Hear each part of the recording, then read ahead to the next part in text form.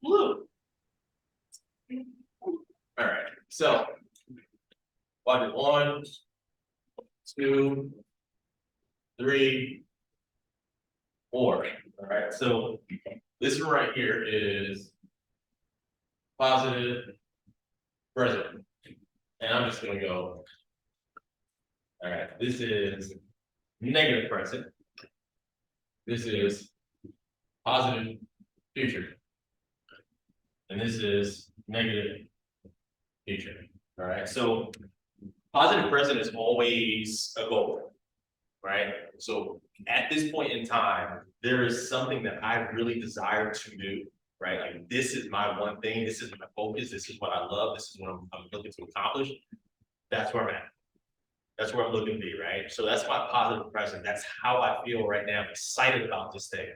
So I want to move to the suburbs. So you want to move to the suburbs. So Yeah, I'm in the process of looking at these. you're looking at homes. So tell me, what's important about you moving to the suburbs? More space, looking to grow my family, need a larger house. Also looking to grow your family. We have 2 dogs right now that need space to run around. Got it. Got it. So what's going to change for you when you move from where you are now? You're in a condo now, right? In the center city area. What's going to change for you and for your family when you make that? We're gonna be so much more comfortable. We're gonna have so much more space. It's gonna be quiet.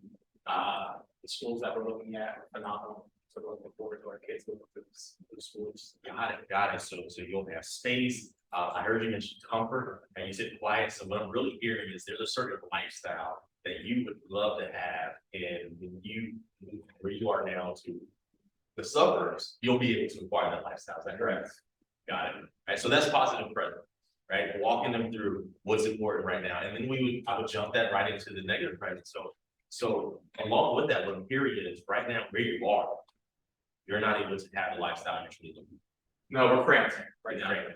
now. We're kind of worried about the future a little bit of anxiety because our family is growing. We just don't have the space at the moment. So we're kind of caught in the middle. You don't have the space at the moment. And Andrew, one of the things that I heard you mention earlier, talking about, moving to the suburbs, you also mentioned schools. Right? So what is that like where you are? Will you not be able to have the school system that you're looking for? Yeah. And how will that affect you or affect your children in the future? I mean, I want to feel confident when my children are going to school. And we've located the perfect school district. We're excited to know some of the teachers there. And the principal, I went to high school with them. So we're excited about that. Yeah, so you have a ton of goals right now. That's huge for you and your family. Like I'm going to allow you to accomplish everything that you're looking for. I'm going to give you the comfort and lifestyle you're looking for. And right now, you're kind of stuck. You're stuck. Yeah. On top of each other, we're stuck. It's messy. Yeah. And then we move to the negative future, which is, and if we don't make this move, what is that going to do for you? I don't even want to imagine that. Yeah. The way I feel right now, I don't want this to continue in the future. We need this house as soon as possible. If you don't want this to continue in the future, got it. Is there something particular or something in particular that you can think of if you were to stay here that just wouldn't be right for you? I mean, I just can't imagine our expanding family in what we have currently. It's not gonna work. There's just not enough space. And I completely understand that. I completely understand that. And here's the thing, right? My goal is to help you. Right? I love being able to work with people and help people get, what's most important. And I understand what it's like to be in a particular neighborhood and say, hey, you know what, I'm gonna have children that if they stay here, they won't be able to go to the school district that we desire for them, right? They won't get the education that they truly need. They may not be able to get jobs and go to schools that they're really looking for long term, right? You don't have the space right now. You might not even feel comfortable living where you are right now, right? Which may also bring around some changes. Here's the thing, my goal is to be able to help you get to that, right? My goal is to help you get to what's most important for you, right? That's positive future, right? So I think I put in here, it's supposed to be big, right? And this is an in, sorry. But it's positive present, negative future, positive future. And that's the 4 quadrants. Like that's the conversation you work with everybody through. 1, 2, 3, 4. 3 is negative. Fourth. There it is. Boom. Oh. Yeah. I didn't realize that I was thinking, I have ADHD, y'all, so sometimes I write a lot faster than I think. Or think a lot faster than I write. See, there we go. So techniques like this, how can everybody get better at one, learning how to go through the 4 quadrants, and 2, practicing, rehearsing. I know it's something you told That's it. you always used to do it in the mirror, Yeah, all your well, conversations and scripts. so that's it. I mean, what you just said, the way to get better is to do it. Right? It's literally to practice. You hear people say role play all the time. Role playing is great, and what I like to do is real play, which means that if I'm going to have a conversation with someone, I'm going to have a real conversation with them. We're not going to sit down with scripts and read through scripts and say, okay, and you say this line next, right? It's not going to go that way. Real play, right? Sit down with somebody, think of a topic, and go afterwards, right? If you're going to be a buyer agent and you're sitting down with someone, walk that person you're with through a full needs analysis, walk them through this full conversation and just let it flow however it is. I had no idea that he was going to talk about the fact that he wanted to move to the suburbs and he had 2 dogs and that, they plan to have children and grow their family. And I didn't know, I just let it flow. Okay, great. And here's the thing, you don't have to worry about what you're going to say. Because the only real things you should say is, okay, I get that, I hear you. Or, what is that going to do for you? How is that going to change your life? What are you looking forward to out of that? When you get there, how will that make you feel? Right? I'm just asking them what questions. And sometimes it's it gets really crazy. I mean, I've gone through questions like this with people, and next thing you know, they're homeless crackheads. If they don't take the steps to do what's necessary, and you just walk them through that negative future, I mean, they're sitting on the side of the road begging for money because they didn't have this is mostly realtors, right? Because they didn't have the willpower to actually wake up and do the lead generation and stuff. And they're like, well, if I don't lead generate, then what? Well, I won't have a business. Well, you don't have a business, then what? Well, then, I won't have money for this. And if you don't have money for that, then what? Well, I might end up depressed. All right, well, if you end up depressed and you're not working, then what? I'm literally just going through what? Like that's it. And honestly, when it came to growth, that was probably for me the #1 area of growth is understanding how to communicate with people. How many people are in this room are from Philly? All right, we're all from Philly. All right, so how many people in this room would say that you're pretty blunt? Right? You're pretty blunt, you're pretty outspoken, straightforward. That's not the easiest thing to do. The best way to be necessarily when you're a realtor. Right? We want to tell people all the time, hey, this is no. All right. How many people in here are not married, not in a relationship? All right. How many people would like to be married or in a relationship? And would like that relationship to be successful when they do?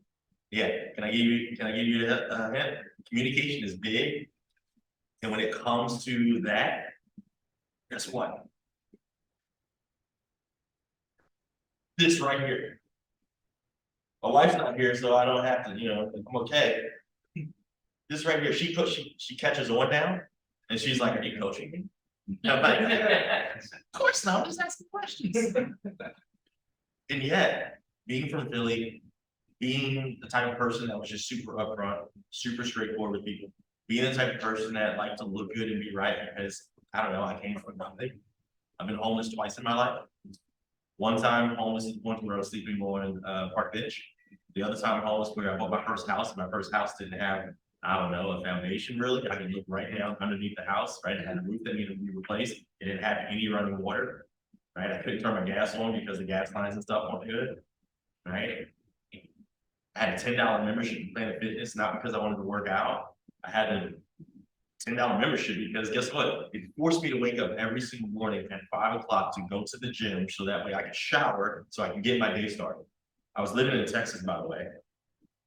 So I can tell you that during the day, it was hot in that house since there was no AC or anything else.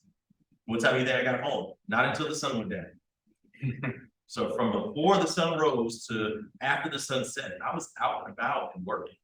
Why? Because that was the only way I was going to move from my positive present and my goal of being able to get to somewhere else and having a better lifestyle and being more comfortable, to my positive future, which is being able to sit down in front of you today and being able to travel across the country and talk to agents and help them grow their businesses.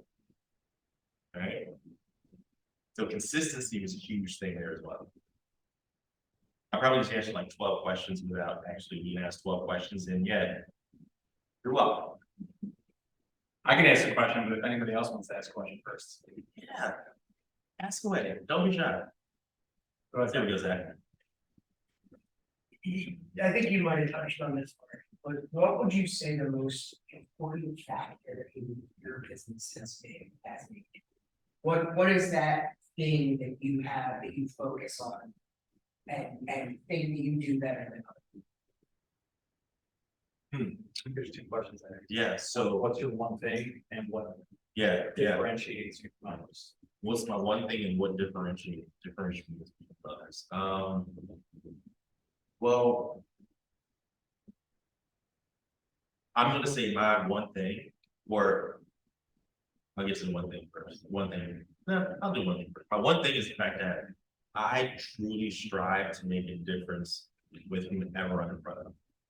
Right? My goal is always to help the person that's in front of me. And sometimes I understand that helping that person really is more of a challenge than others. Right? Sometimes I realize that, hey, you know what? I might not even be getting paid out of this deal. And that's cool. Because what's going to happen at the end of the day is they're going to enjoy the experience at such a high level that they're going to tell everybody else about it. Right? Like I was talking to you earlier about the experience I had at Killian. It was a fragrance place. Right? Best experience I ever had in my entire life. Best customer service ever. I went there Saturday. I probably had 30 conversations already about my experience there. Right? At least 10 other people already said, where's it at? I'm going. Here you go. Right? And that's my one thing. My goal is always to help people have that experience.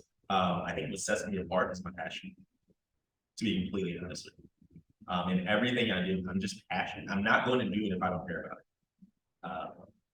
Being a real estate coach, being a mold coach, or maps coach, the number one thing that I hear the most is, and you had a lot of coaches, and yet I love your passion. I can feel your energy when you're talking about it. Like I feel how excited you are. I'm like, that's because I like what I do. Right? I'm not working. I'm taking time to perfect my craft, and yet I'm not working. I'm literally enjoying every single thing that I do all the time. Okay? And if I don't like it, I won't do it. I'll call you and say, hey, you want to do this? I'll pay you. Right? Because it's only going to bring me down. It's only going to mess my energy up. It's only going to get me out of whack. And then when I get in front of the next person, they're not going to have a good experience because I've been brought down from something else. Right? So, you're welcome.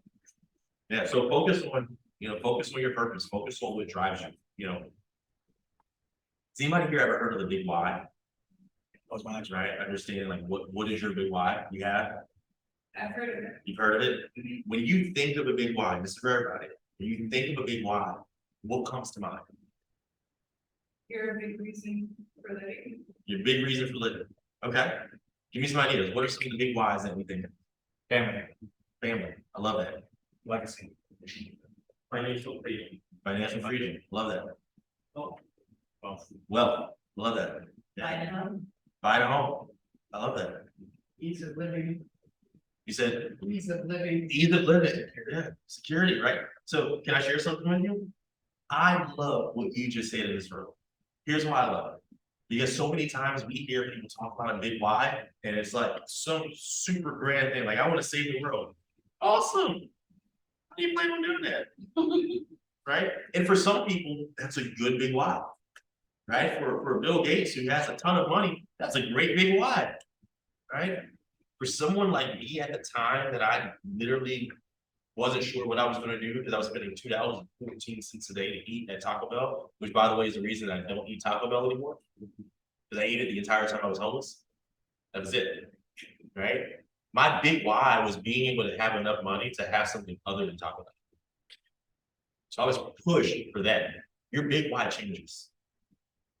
Right? It's fine for that to change. And yet understanding what your purpose is and understanding what drives you, knowing that and being able to connect that to what you do every single day, that's the most important thing.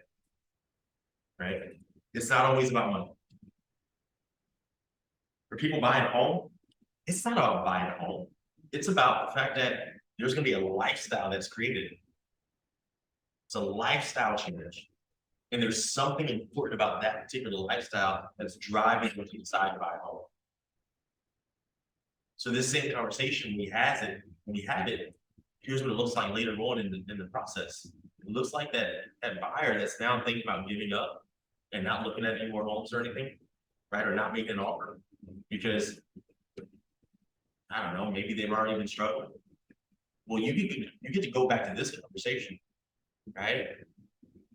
And now you say, is that, you know, when we first started this process, you told me that when you were buying a home, it was more than a home. You were searching for a new life. You were searching for something that you were going to be able to create for yourself, for your family, for your future family. And that was the most important thing. I just want to ask you, is that still the case? Is that still what's most important for you?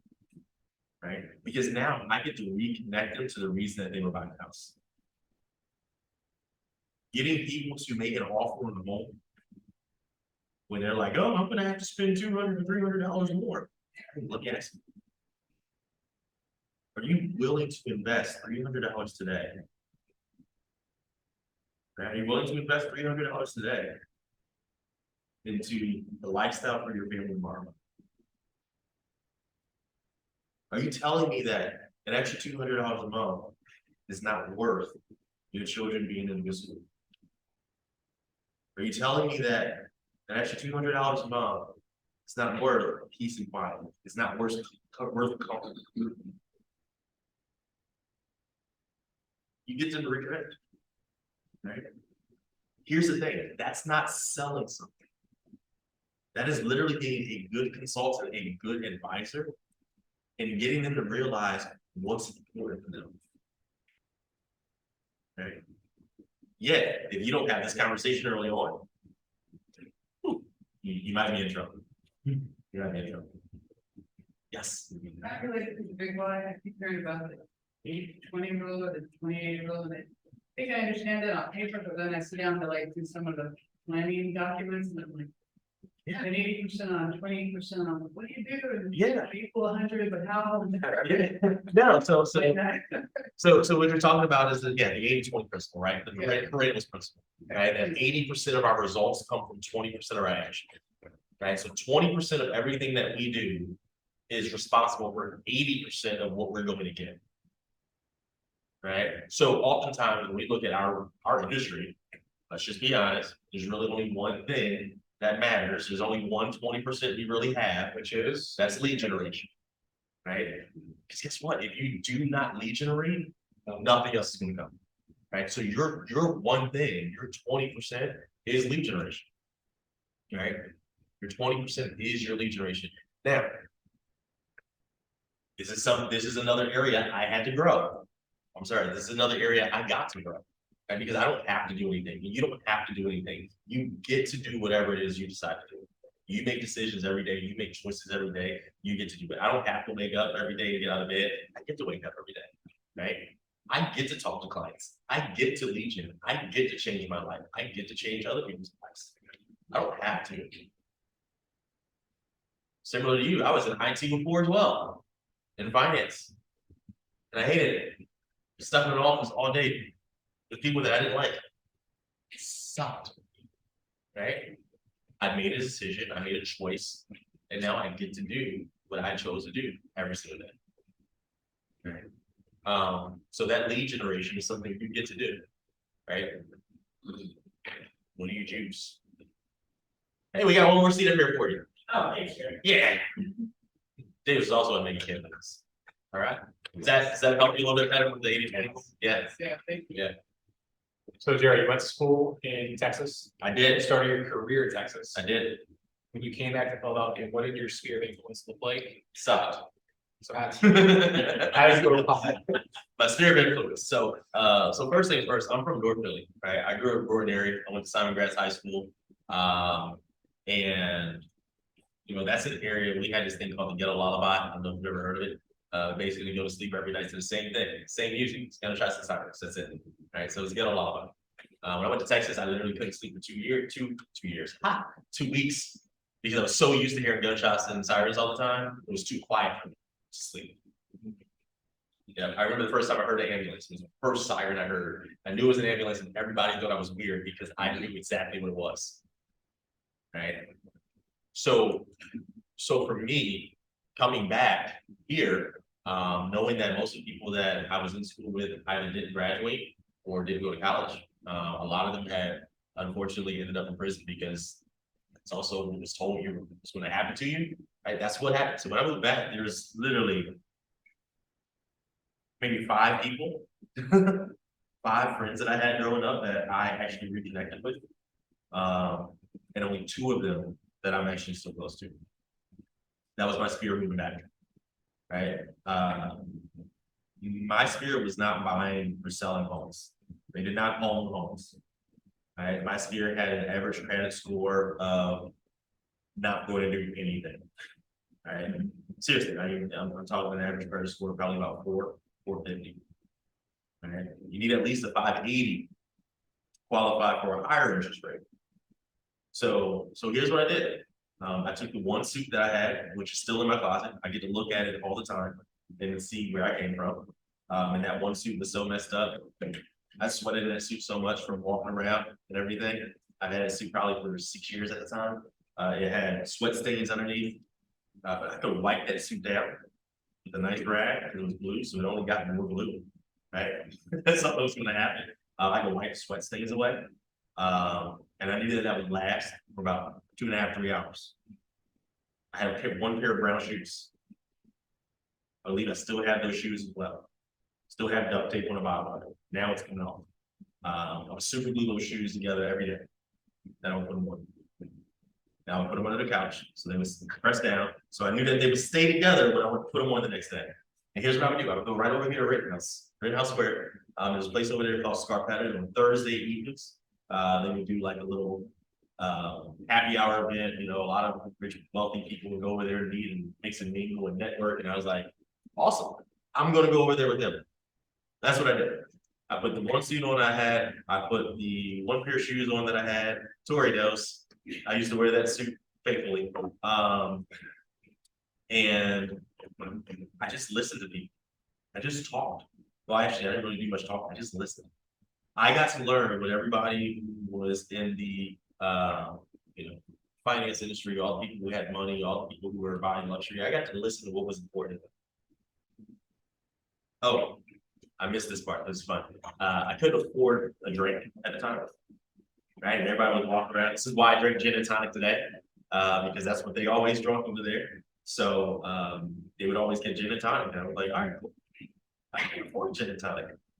I don't even know if I can afford tonic. I can barely afford the bus to get down here. Right? So here's what I did. I got soda water. I thought soda was free. I got it in the same glass, highball glass, with a lime, and it looked like everything else that everybody else was drinking. I had a suit, I had shoes. Guess what? It was dark in there, so they couldn't really see how bad I actually looked in the light. I had a fake drink, and I just let them talk, and I was like, I'm just soaking all this stuff up. Yep, no idea what you're talking about. Taking notes, go home, study it. Now I can go back and have a conversation. And it looks like I know what I'm talking about. Right? I take that same suit, shoes, and I would walk around in Dornoch. A Dornoch Society Hill, 689 single family residences in that area, not including the condos. Kind of challenging the Dornoch condos. That's what I did. When it rained, guess what I did? I doubled down on a Dornoch. Why? You know how many realtors live in that area? You know how many realtors were home drinking wine on the days that I was door knocking? So much so that literally I could go to the next door neighbor and they would tell me, oh, yeah, my neighbors are realtor. I know. I just met them. Literally, I just met them and I'm actually out here door knocking and working the same way that I'm working for my client right now to find a home is the same way that I will work for you to help us out.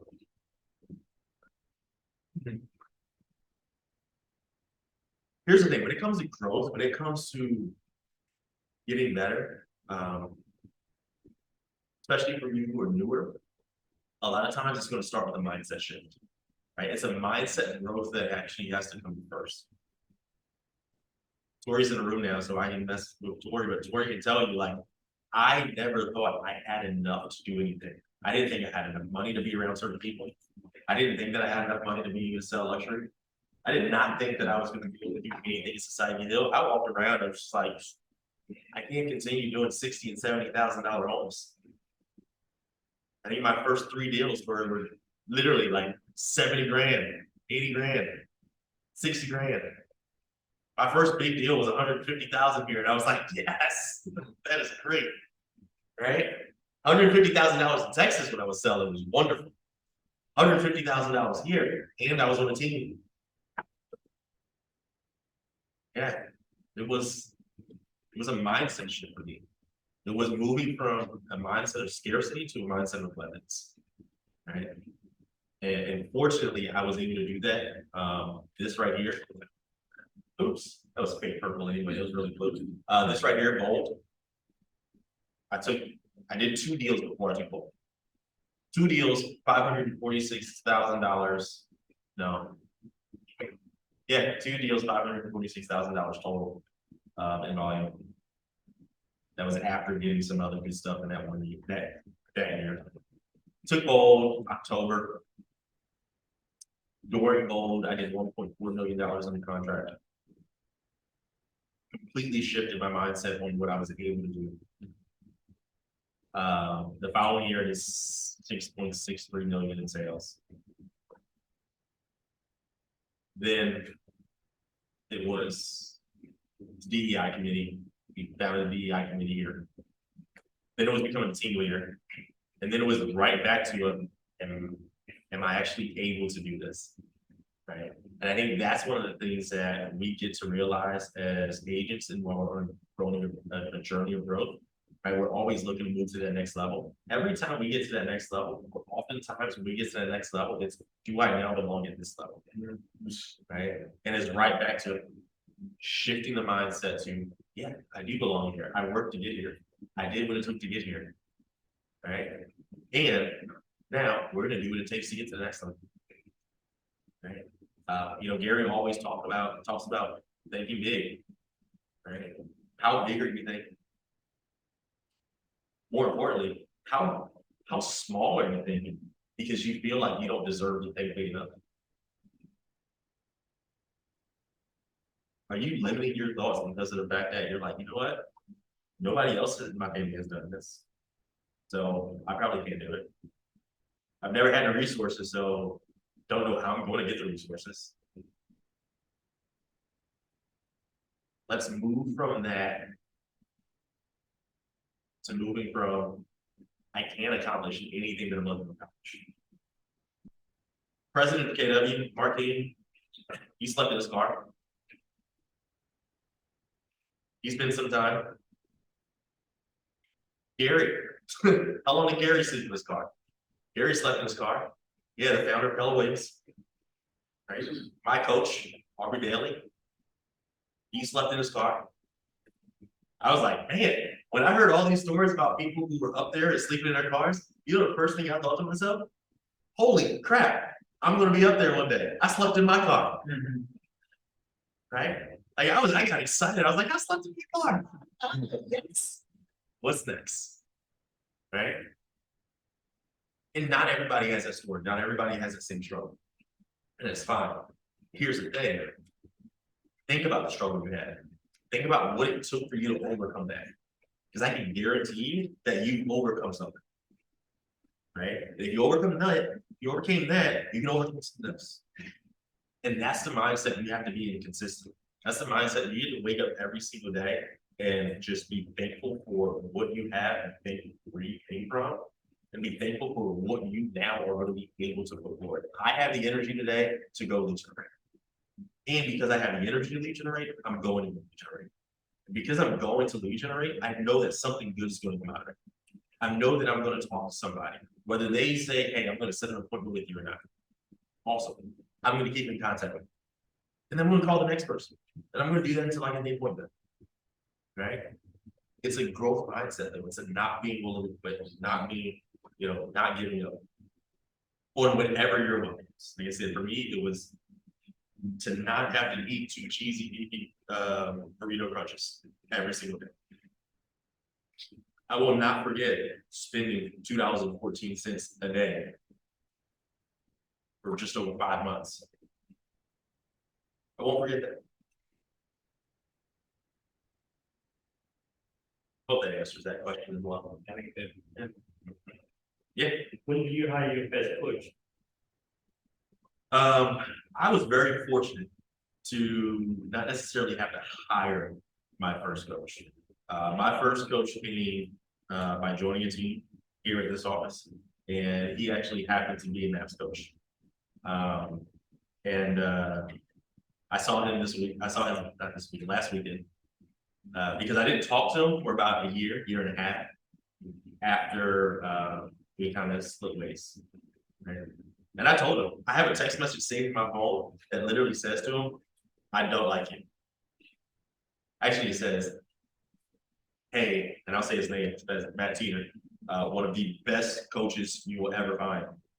I wasn't used to the accountability that he gave me. I wasn't used to how hard he was with it. I wasn't used to somebody else caring about me and about my future like he did. And I realized he wasn't always that way with everybody else. So that really pissed me off. Right? So fortunately, I didn't have to hire my first coach. However, when I no longer had that coach, I kept going to bowl. And that was coaching all the time. And I also found everybody that I could in the office to help him. Without making the investment, I mean, bowl is $799. Without making that investment, I wouldn't be running that. Right. And the great thing is, if you are looking to take bowl, there's scholarships available for bowl as well, like $400 scholarships. So you're still putting something up, you're investing in your time. But that text to him was probably 2020 of me saying, hey, man, I just wanted to let you know I appreciate you and everything that you did. I didn't like you. And I appreciate you. And I do appreciate you for everything. Right. And now we can actually talk about it. And he'll tell you. His wife said the same thing. Who currently has some sort of accountability built into their business? Somebody that you send your numbers to? 1, 2? For accountability. Okay. Like accountability is great. I would say accountability is necessary. Yeah, accountability is necessary. If you don't have it, okay, find somebody else in the office. If you're at the point where not only do you see the benefit, you can also take the risk and invest in a coach, go do so. Because honestly, all they're going to do is push you into it. Yes. Did you have someone keeping you accountable like for bowling and all of that? Nope. No, so how did you Nope. not go into this? Well, that's why I didn't do anything. That's why I didn't accomplish anything before that.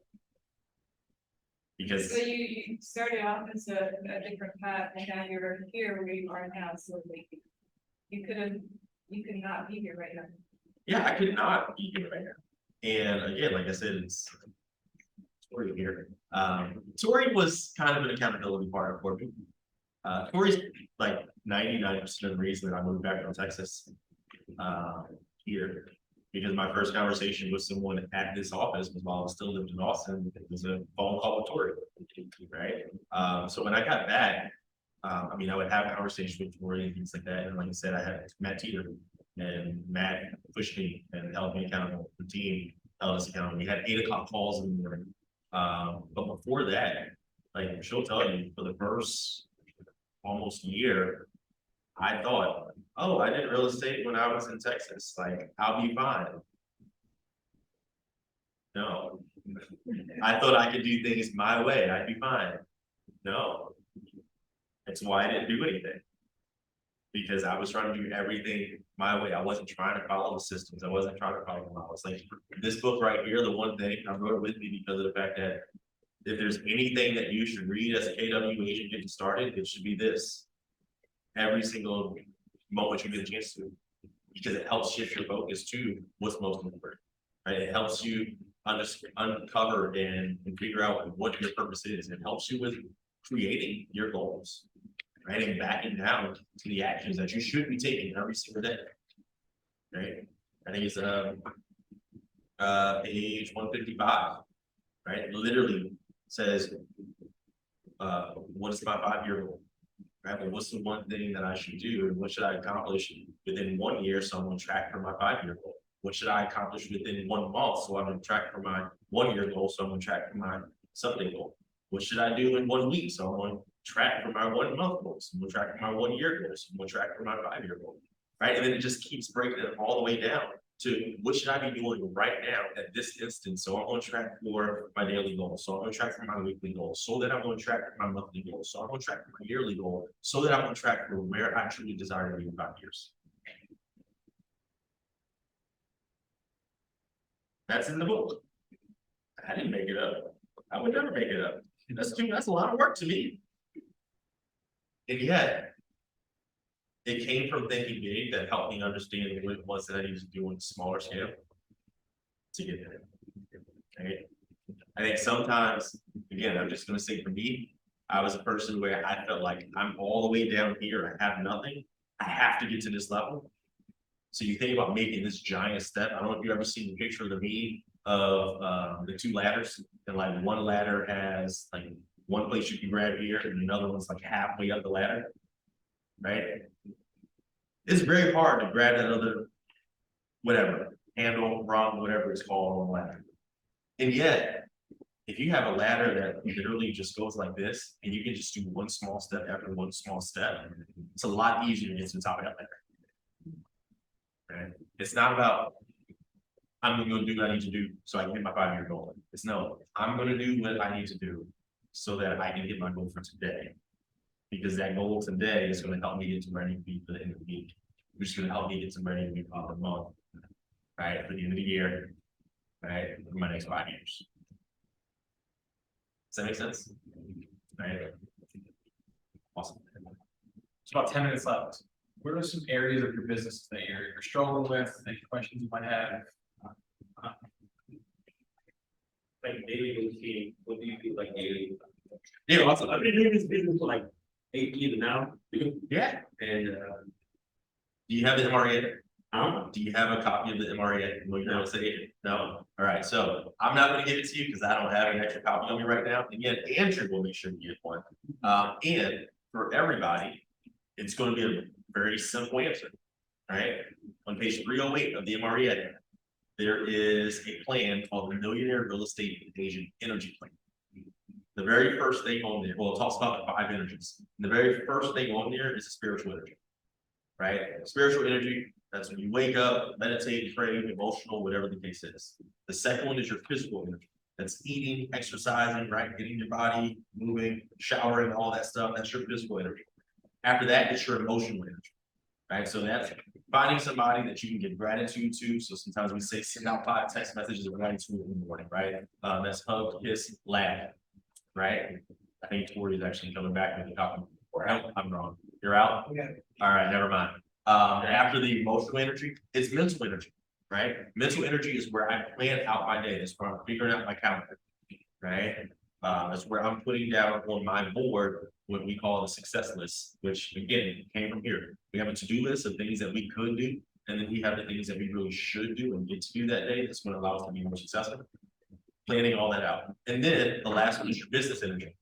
Your business energy is your lead generation, right? It's what you are focusing on. What's your one thing for that day, right? Whether it's gonna be saying, hey, I'm going to Legion by making, 50 phone calls to expires, or I'm going to go door knock in this area. Right, or I'm gonna go pull a Jack Berry and walk around the street and sit down in a coffee shop with an open house sign with absolutely no open house. By the way, that works. When I didn't think I could afford to actually host an open house because I couldn't buy waters and stuff, I would go to where all the open houses were, and they ended at 1 o'clock. I'll walk around with an open house sign. And then they ask, hey, where's the open house? Oh, you know what? It just ended. But this house is vacant. I can show you if you're interested. Right now, I get to show them the house and I get to talk to them and have a whole little consultation. Right, it worked. Right, so me, what it looks like every single day walking through those, it's my alarm goes off at 5 o'clock. At 5:05, I actually get out of bed. Right, I do my devotional, my prayer, my meditation, all that. I take my shower. After I do that, then my son and my wife are waking up. So now I need to have my time with myself and my wife in the morning. After that, I'm actually planning out, and instead of planning out my day and putting down 5 things that I know that I get to accomplish for that day. Right, Legion obviously being one of the first ones for them. And then I have my follow-up, whatever appointments I have for the day, that'll go in there as well. If there's social media that's going to be done for that day, that'll go in there as well. And I limit myself, like my social media has timers, it cuts off after a couple hours of use. Right, I think I limit it to 2 hours of use for a day. And when it's off, it's off. Right, it's up to you to say, never mind on adding 15 minutes, right? Because it'll come up and say, hey, you want to add 15 minutes? No, I do not. Right, that's up to you. And yet, if you're looking for a schedule, that's it. 308 of the MRE. I know when I call or text Jerry in the morning, to do not disturb until 12 p.m. 11 a.m. Yeah, because I do everything up to 11 a.m. And we were talking about that this morning. Like, you're not getting through unless you're my mom or like my coach. Actually, I don't even think my coaches will do that to serve for 11. Right, you're not getting through. Why? It's a boundary diagram. If you call me after 6 p.m., you're also going to go on that serve. Yeah, protect your time. Yeah, protect my time. And here's something, again, talk about mindset, like, again, Tori's sitting down here so I can point to her because, again, I got this from Matt, right? I got this from the team. And that was changing my voicemail. So it says, I reached the voicemail of Jared Wells. I'm either with the client or with my family. You call me Monday through Friday after 6, Saturday after 3, or Sunday. I'll get back to you by 11 a.m. the next business day. I was like, that's absolutely stupid. Nobody's gonna call me. Nobody's gonna want to talk to me after that. Nobody's gonna want to do business. I'm telling them they can't call me. No, it was the complete opposite. It was literally like, oh my gosh, I really love your voicemail. I'm gonna change my voicemail to be like that. I'm like, all right, cool. I'm gonna keep it. It works. Right? Yeah. I was doing like digital marketing sales for SMBs before this, and you wouldn't believe how many little mom and pops, their voicemail is like the say your name one. Yeah. But it's also just some random sound, and I'm just like, I don't know, who did I just call? What? I'm gonna call the next person on the list. Yeah. Or they don't even have it set up at all, or it's completely full, and that's just like. Oh yeah. One time I had my own car towed and just because the person who had it, their voicemail was full, and instead of being angry, I was like, hey, by the way, you need to clear out your voicemail because people don't think you're real. And you have their cars, instead of being like, where are you? I was just like, this just was like a pet peeve of mine. Keep your voicemails clean. Yeah. And set them up. Always set up. And Let them know who you Answer are. the phone like a top. I've also heard people do the main version, but also give the whole greeting, so it'll be like. The voicemail of whoever, it's supposed to be. Oh, yeah. My name, but they're like, oh, you break blah, blah, blah, it's another full sentence out of the robot. Just all kinds of wacky Like the stuff. Google Voice And things. you only do it Yeah. once. Just set I it. mean, I also know when a number calls, when you answer it, it's $1 million listing. I answer, so people be like, I don't like scripts. Here's my favorite script. You guys ring the phone. This is Jerry. Especially about like, everybody here uses AirPods all the time, so you actually don't look at your phone at the time. Yeah. I guess the phone, my mom is like, this is your mom. I'm like, great. I don't have my phone on me, so what's up? right? Yeah, treat everybody the same. It doesn't matter if it is a, $1 buyer, $10 buyer, you're like, where do I get a $10 buyer? Go to Detroit, go find a property for $10. Or if it's a $5 million buyer, doesn't matter.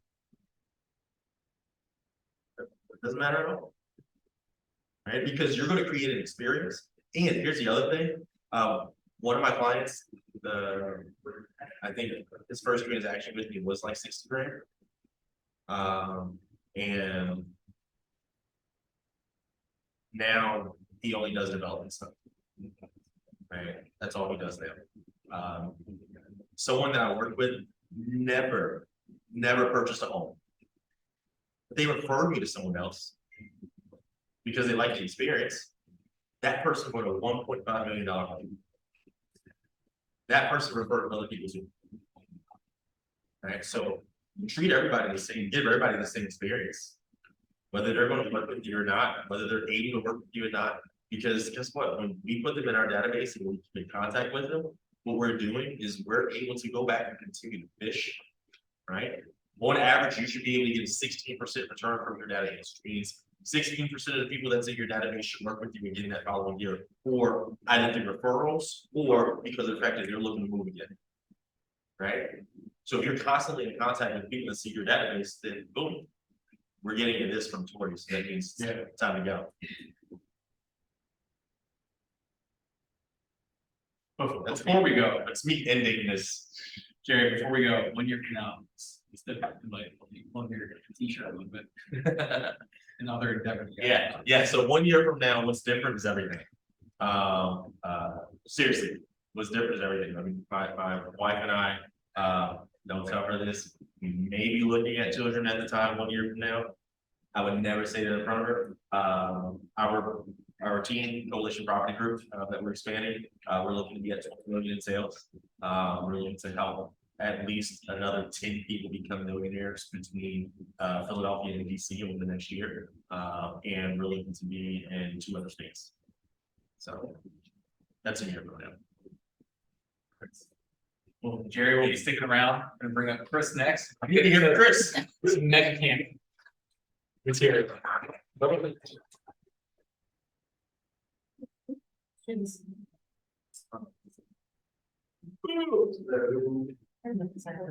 And I trusted that was beneficial. We'll sit up here. Push it off. You need more room. That's rude.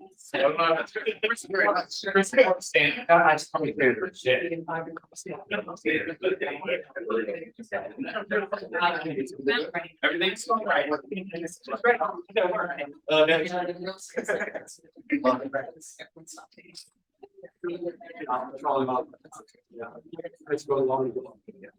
It's not too long.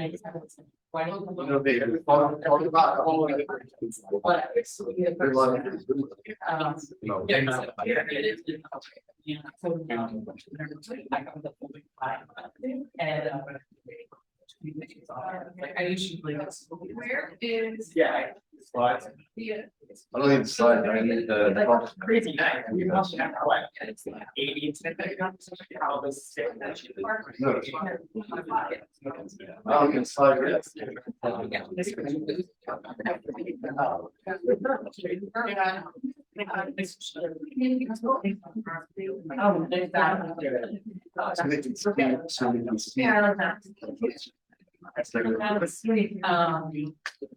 Yeah, and like. Right.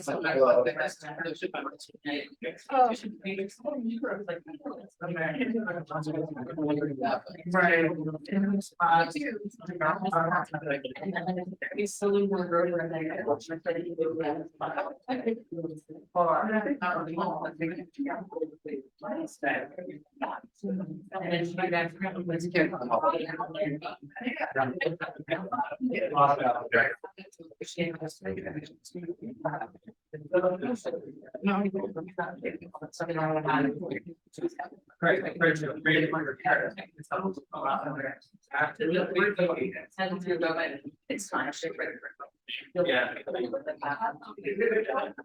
Yeah.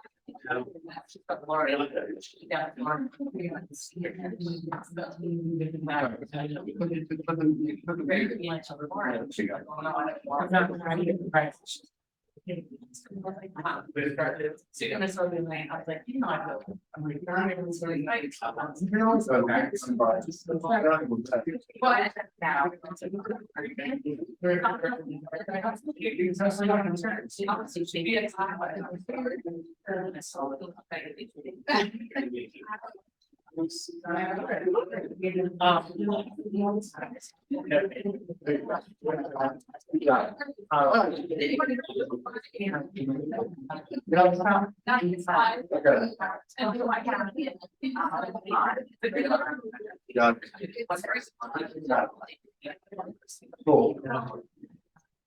All right, all right.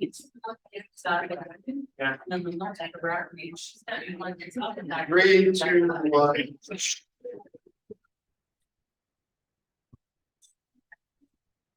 How's everyone? Awesome.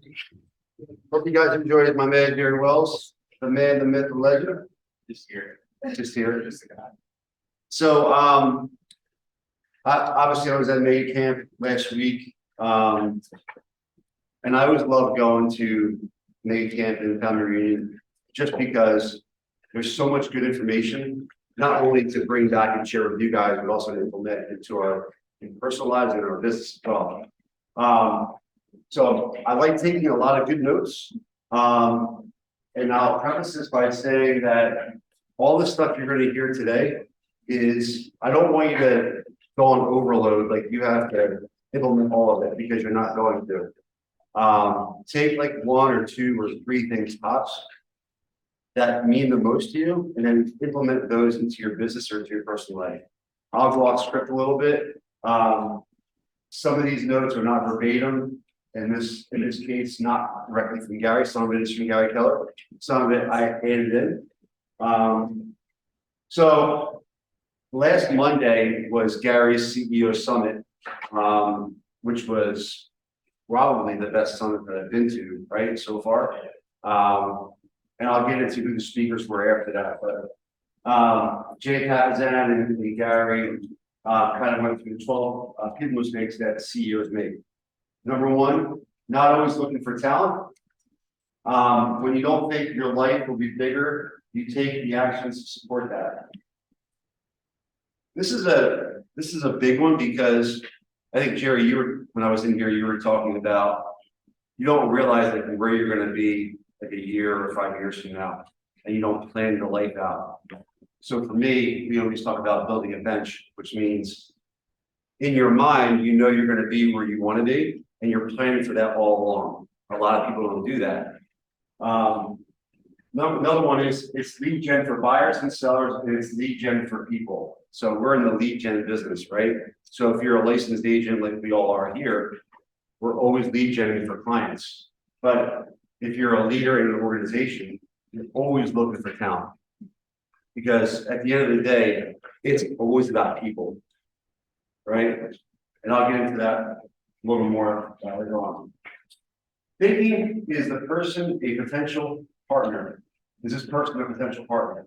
I think about this a lot whenever I meet people, no matter where it is, outside of the market center, at the gym, in the Uber, wherever I'm at. I always think about, could this person be a leader? Could I use this person in my organization? Or could this person use an opportunity to be a licensed agent? Right? That's just the way I'm wired. Two, not hiring killers. We underestimate our need for talented people. If you are a killer, you have to hire a killer. A+ players in every seat. If you're running an organization or you're a team leader for a team, or even if you're an independent agent and you hire an admin or a marketing person, that person is supposed to support your cause, make your life easier, right? And if you're not hiring that killer, so to speak, right, it just makes your life a lot harder. You can't maximize your talent with someone who is less than you. I mean, whenever I look at someone who wants to be in any position, again, how can this person fill my need where I fall short in regards to don't want to do it, or I'm not good at it, how can this person just crush it? 3, hiring people that need to change. If they aren't motivated to change, odds are they will be for a period of time. But then they will go back to what they were doing before. It's so true. I've seen it a million times. You can't change people. People have to want to change on their own. Right? Sometimes it's a tough lesson to learn. Waiting for replacement before replacing. Busy is easy. People are hard. So true. If you're always looking for talent, you don't have to manage them. You have to get out of their way. I've learned that through the years. If you hire someone for a position and they're trained the right way and you cast the vision, let them go. Don't micromanage them. It doesn't work. They will leave. 5, failing to help people grow. The number one lead on a business is people not growing, and treat them like you treat yourself. I've seen this many times. What happens is when you don't help people grow, they will grow outside of your organization and they will leave. 6, buying into say versus do. Words are cheap, be very careful. It's all about doing. The actions they take, the results they have, otherwise people will have excuses. I don't know if you guys watch or listen to Ed Milet, but he has a podcast. And he was talking, I think it was yesterday, the day before I was listening to it. And I've listened to this one twice. Is people are really good at talking. And it's good to be a good listener. But what I have learned through the years, and I agree with him, is we have to do a better job of watching people. So if I say I'm going to do this, I'm going to do that, and I don't do it, right? Words are cheap. So I learned by watching and also by listening as well. 7.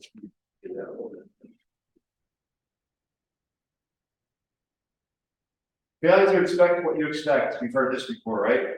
Manage by wandering around, don't presume or assume, ask to see, go out and pay attention. Quantitative versus qualitative. You can hit the numbers, but if you hit them in such a way that doesn't match your integrity or character, they're slowly whittling away. We'll talk a little bit this back when Molly Bloom in a little bit. She talked about this.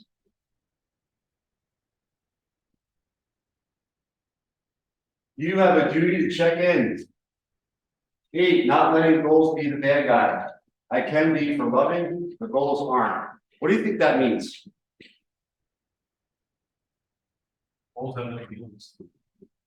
They don't, right? What else? Revisit your goals. What's that? Always revisit your goals. Revisit your goals, yeah.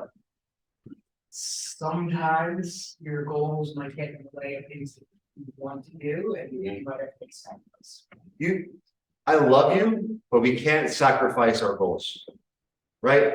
Because we all are rowing, and we're supposed to be all rowing in the same direction. If we sacrifice our goals, we're not going to get to where we're supposed to get to, right? It has nothing to do with whether I love you or not, right?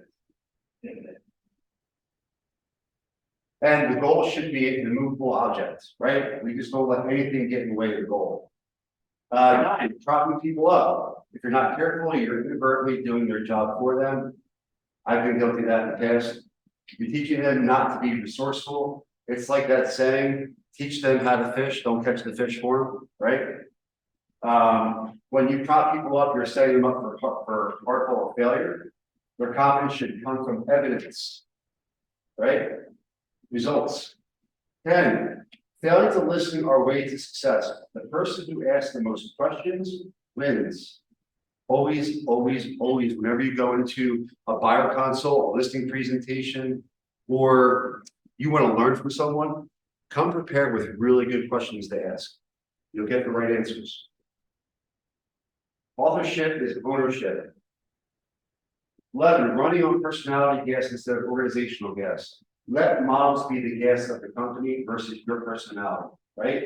Let the models do the work for you. Allow the gas to come from goals, models, plans, and systems.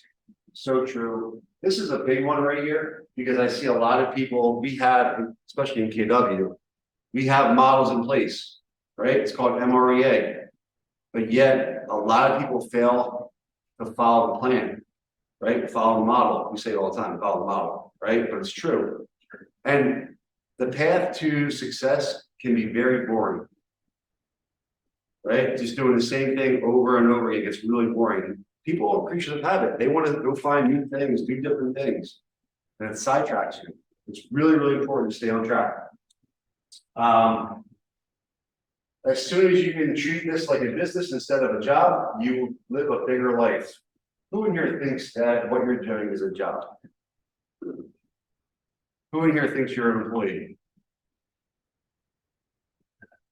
No, but who thinks of himself as a business owner? You can still be an employee and think like a business owner.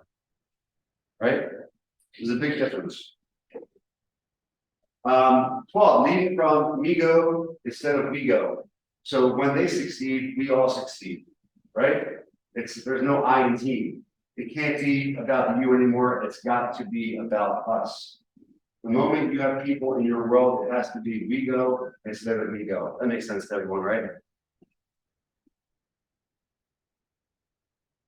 Gary, he asked this question. He goes, well, like, not even a question. He goes, this is not mediocre camp, right? It's been a big camp, right? Because who in here is mediocre? I don't think anybody in here is mediocre, right? So Tony DeCello, for those of you who don't know who Tony is, he's an icon in our company. He's an icon in the coaching world. He's Diana Kokoska's husband. For those of you who know who Diana is, she basically created MAPS and brought MAPS to where it is today. And he is probably the best coach that we've had in the company. He's retiring or retired. He coaches a few people, I believe.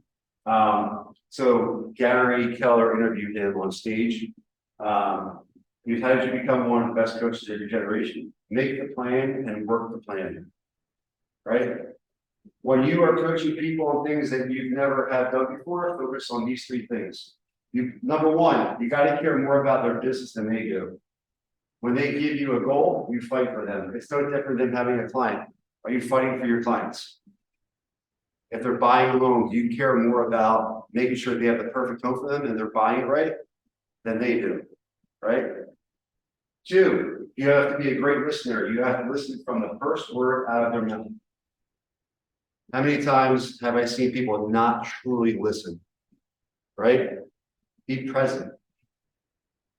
There must be accountability, and you have to be strong enough to hold them accountable. Again, you talked about that a little bit before. Is accountability. Who in here loves accountability? No one in here loves accountability. I mean, we love to hate accountability. It's more like it, right? But there has to be accountability in everything, in your personal life, in your business life, right? If you exercise, are you holding yourself accountable to how many times you go to the gym or you walk outside or whatever you're doing to get exercise in? What does that look like? Do you want to do the actions to hit your goal, or should we change the goal? If you listen with your heart as well as with your head, you would hear even more communication. Who in here has a 4-in-1 or a GPS? Who in here does not know what a 4-in-1 or a GPS is? It's okay if you don't. Okay, so for the ones that do know and don't have it, why not? Curious.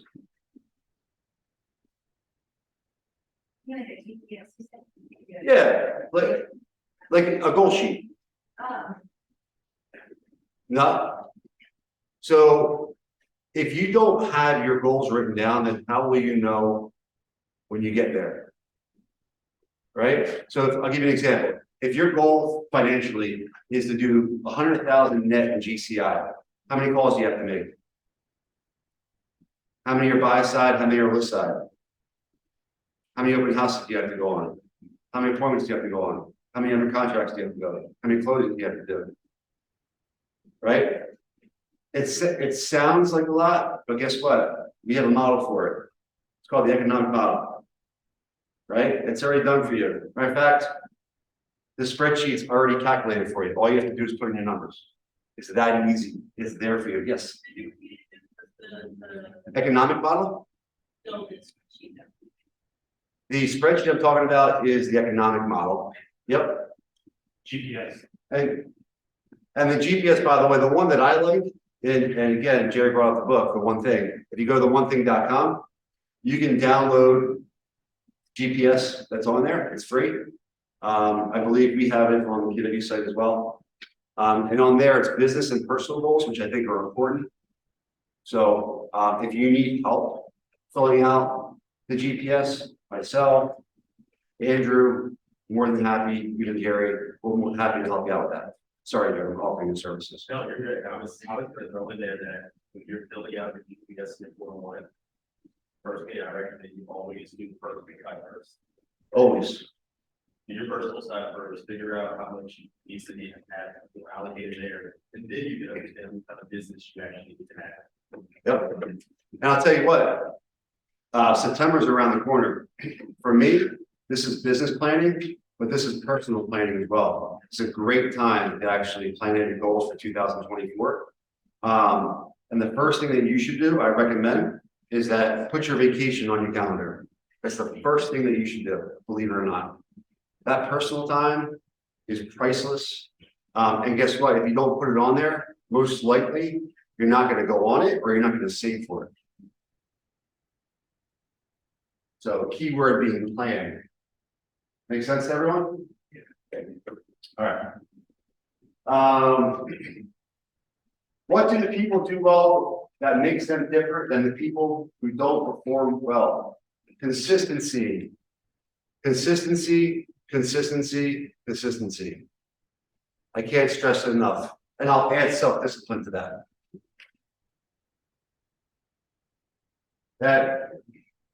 That morning you wake up and you had a bad night and you don't want to go to work or you don't want to go to the gym and you go anyway, that's the difference. That's the difference between you and another agent getting a listing. Believe it or not. You got to have tenacity. The more boring you are, the richer you are. So true. When we talk about consistency, we do need to be consistent with have enough leads to reach your goal. What are the 3 L's? Leads, listings, and leverage, right? It's a tale of two cities right now. People are having their best year ever, or they are really struggling, and I'm seeing this a lot. Unfortunately, I'm seeing a lot of people struggle. If you do what you're supposed to do every day, no matter the market, will you hit your goals? 100% yes. 100% yes. Your choices make you. You choose to be successful. You choose not to make you successful. You choose. When you wake up, you choose to follow what's on your 411 or your GPS, or you don't. Who here wants to live a big life? And I'm not just talking about financially, right? In general. So if you say, all of you said yes, you have to be willing to do whatever it takes. It's a numbers game. We have to make contacts. There's a Metcalfe formula. When the market changes, the formula changes. We have to make more contacts. Am I right? Okay. So if you're in Andrew's position, our position, where we have to bring in agents into the market center, it's not like 3 years ago or 4 years ago, where you don't have to make as many calls as you do today. You have to make a lot more calls to get more talent into the brokerage.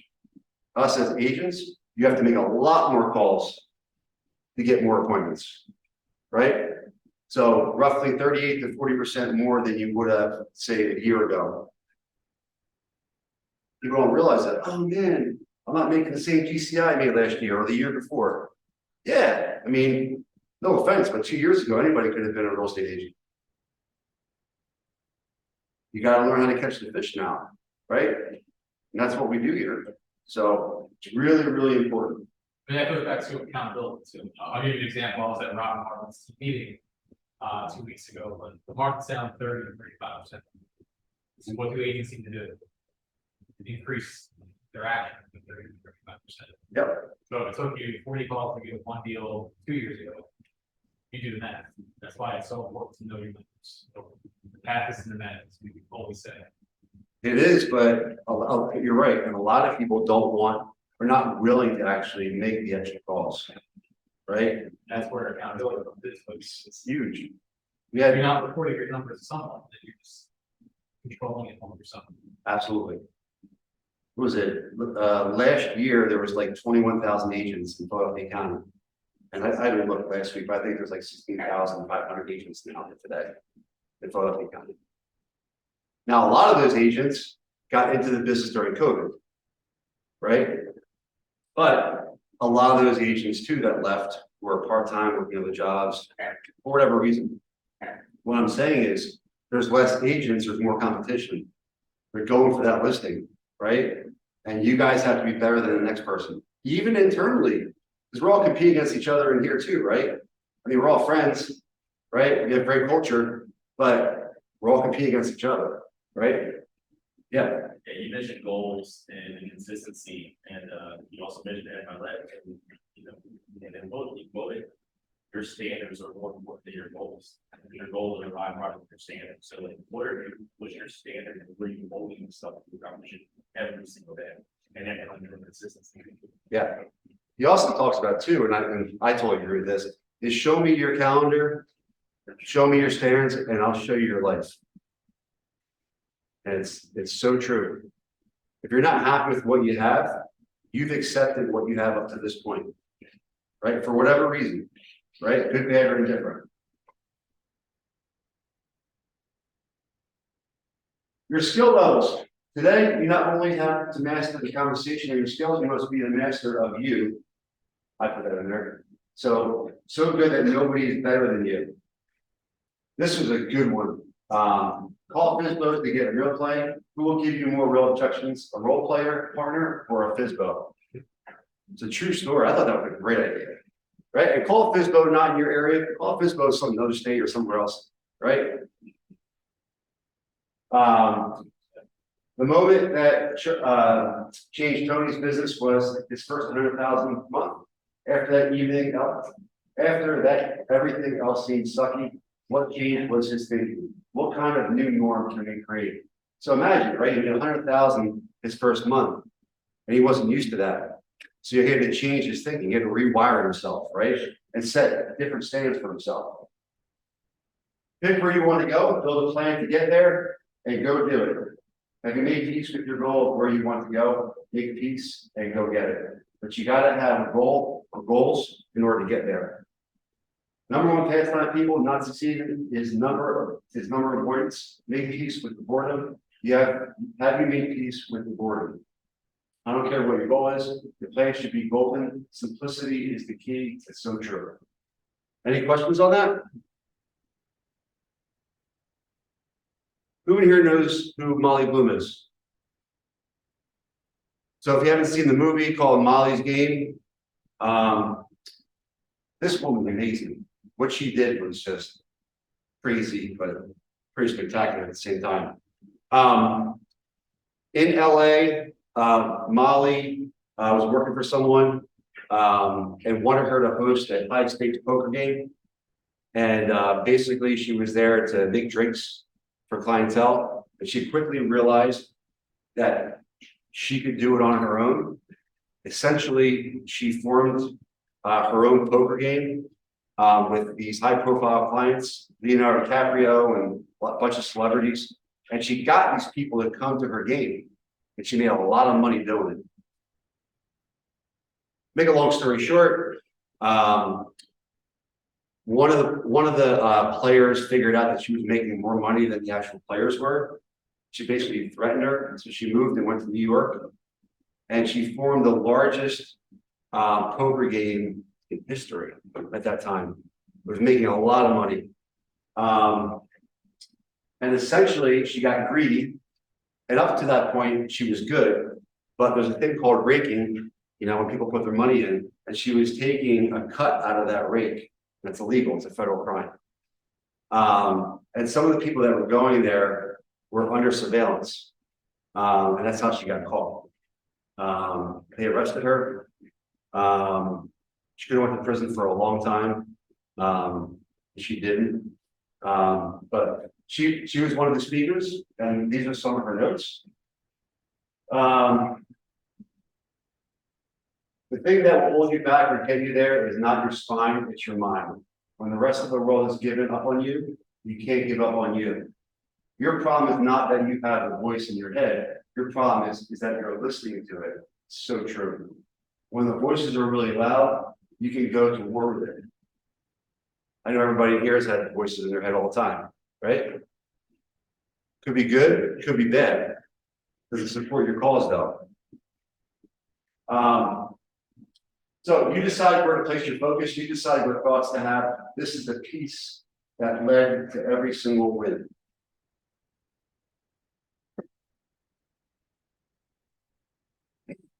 If she would not take radical responsibility for her life, she would have missed out on the moment. And I forgot to say that she was a world-class skier. She was in the qualifiers for the US Olympics, and she got a really bad injury, which took her away from skiing.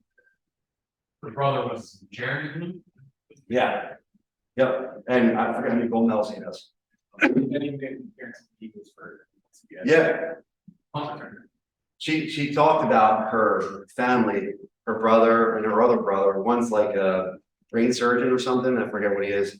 But she's like, here I am doing these pickup like poker games, making a lot of money at it. And then my little brother is a gold medalist in the Olympics.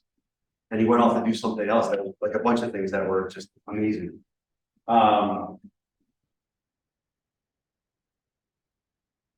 Maybe instead of thinking about all the things you can gain from people, from the experiences that you have, what if you thought about all that you can give, right? If you just focus on helping other people, right? I say this all the time, if you'll get all you'll ever need in life, right? That's, you switch your focus. So don't think about what you can gain, think about what you can give. If you can make people feel good, like they aren't just a transaction, it's the most valuable endeavor you can embark on. Really, really strong sentence right there, really strong. Imagine if you made every client feel like that. Imagine if you made every client feel like that after the transaction's over. And you kept in touch with them. And you happy birthdays and anniversaries, client appreciation events, and you stayed in touch with them. How many more referrals would you get? Would you, if you sold them a home, would you be able to sell that same home and help them buy another home? At least get a referral from it, right? Effective presence. Your emotional footprint you leave on the road. Cultivate authentic curiosity and authenticity. It doesn't need to be a zero-sum game. What can I do to make this person's life easier? Right? Think about that. What can I do to make this person's life easier? Imagine if you asked yourself that in your head every time you went on in a meeting. Acting a certain way, cultivate it from deep within. This is something that can be learned and grown. Molly focused on details, and she invited all the players, the right players. Those who refuse to take a risk after a bad beat lose the game. Those who continue to take risks that are not calculated lose the game. And she talked a lot about integrity. And she talked about integrity because she could have given up names that the FBI wanted, and she didn't. Because she wanted to keep her integrity. She made them a promise that she wouldn't. Making people feel safe. She was the biggest poker runner in New York. Nothing happened overnight. It happened in inches. You're in a game of inches for sure. It's that 1% better every time. And Greed's past commitment to integrity. I talked a little bit about that. And she took responsibility for it all. Most importantly, she forgave herself, which I think is really important because you can't move on until you forgive yourself. We don't seem to give ourselves and others enough grace. Stop expecting the world to co-sign your dreams. You can be down on our luck and still fool yourself. Where are you today? Doesn't dictate where you'll be tomorrow. You don't just get one shot, you get as many chances as you're brave enough to take. The world you surround yourself with is going to get it. What does that mean? The world you surround yourself with is going to get it. What does that mean?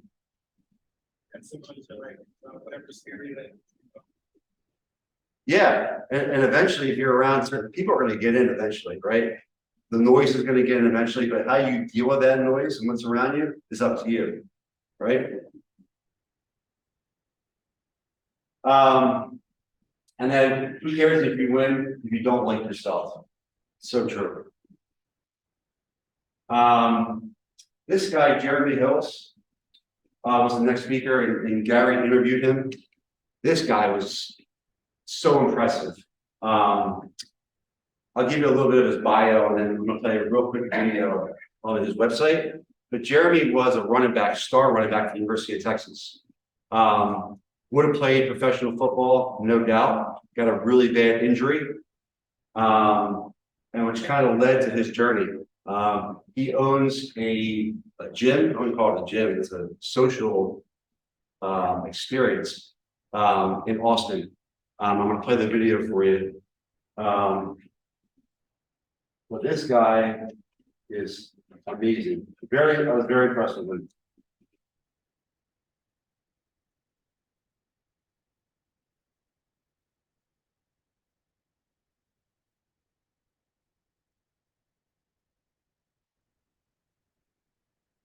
Let's find out.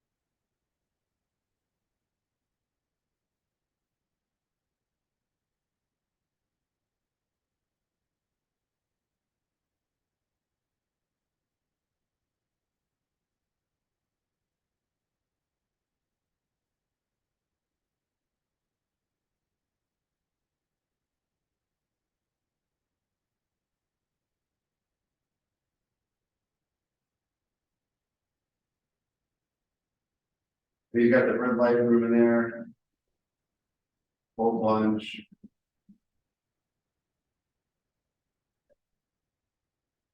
Got a sneaker store in there. I mean, there is how many people are on the waiting list for there? Wasn't it like 2,100? Yeah, that was like. There's like 2,100 people on the waiting list to get into this place. Now, this guy who blew out his knee, blew out his leg, could have just went in a different direction. Right? His dreams of being an NFL player over. What do you do? Right? And the way he spoke, how he spoke, was just so impressive. He has an NFL off-season combine, which, from what I understand, did a little more research, is comparable, if not better, than the actual NFL combine itself for training NFL athletes get ready for the season. So he's built that, and then he has his club on top of it, and he's growing, and he's super, super impressive. Whenever you're young and people have known you for what you've done, they have a really tough time to see you for what you're doing, right? So if you're in the field for a certain period of time, that's what you're known for, and then you switch and you actually end up going into, say, real estate. Some people are scared to tell people I'm now a realtor because they know you for what you were doing prior. That's just a limiting belief, right? Do not allow yourself to compare yourself to the ideal version of what others think you should be. Be obsessed with your journey. Respect your journey. Really, really important. If you aren't fully convicted in what you're doing, don't make that decision because you haven't earned that right yet. What does this month look like over the last month? Don't become a prisoner of what the future can look like based on where you've been. Does that make sense to everyone? So true. I wrote down his 5 work principles. Number 1, efficient in the approach. Identify early on what the pillars are that need to lead in and stick to them. 3, the work comes first, the results speak for themselves. Got to put the work in. 4, people are looking for success on the timeline they have for success versus looking at what they are willing to do in order for however long it takes. Some people want instant success. And they're not willing to put in that work over and over again to get to their final goal, right? Because it doesn't come overnight. And then 5, don't be a prisoner of time. Time is the most precious thing we have, and use it wisely. And I'll touch on that again when I get down to Tim Grover. Nobody owns inspiration. Didn't put his ceiling on what's possible. I dedicate myself to the work. Again, I dedicate myself to the work. You don't know what else is on the other side of the hill. It's just your job to get there. Enjoy the journey. And then as much news, if you're going to do anything we're talking about, it takes a solid team, authentic, honest, transparent, and consistent in those relationships. 2, emulate and be what you require. You cannot fake it. 3, allow yourself to be challenged. And then finally, objective measurements that we can track. Otherwise, we are an emotional roller coaster ride called your feelings that I don't want to ride. Pretty strong. Any comments, questions on that? Who in here knows who Tim Grover is? So Tim Grover, 2 books I recommend that you get, or audio, whatever you prefer, is Winning and Relentless. Both great books. Tim Grover was the coach, strength and conditioning coach for Michael Jordan, Kobe Bryant, and D Wade, as we know. First, Michael, a quick little story. Tim sent out 12 letters to the Chicago Bulls team because he was looking for work, right? He wanted to get his foot in the door. And Michael Jordan was not one of them because he was scared of rejection. He thought that Mike would immediately not respond to it. Well, apparently, word got out to Michael. Michael said, "Who is this guy?" So he had, one of his other coaches reach out to Tim and say, "Hey, Michael wants you to come see him at his house." Of course, Tim was like, "Absolutely." I didn't send him a letter. How do you know? Because one of the players told him. Goes to Michael's house with a pair of Converse on.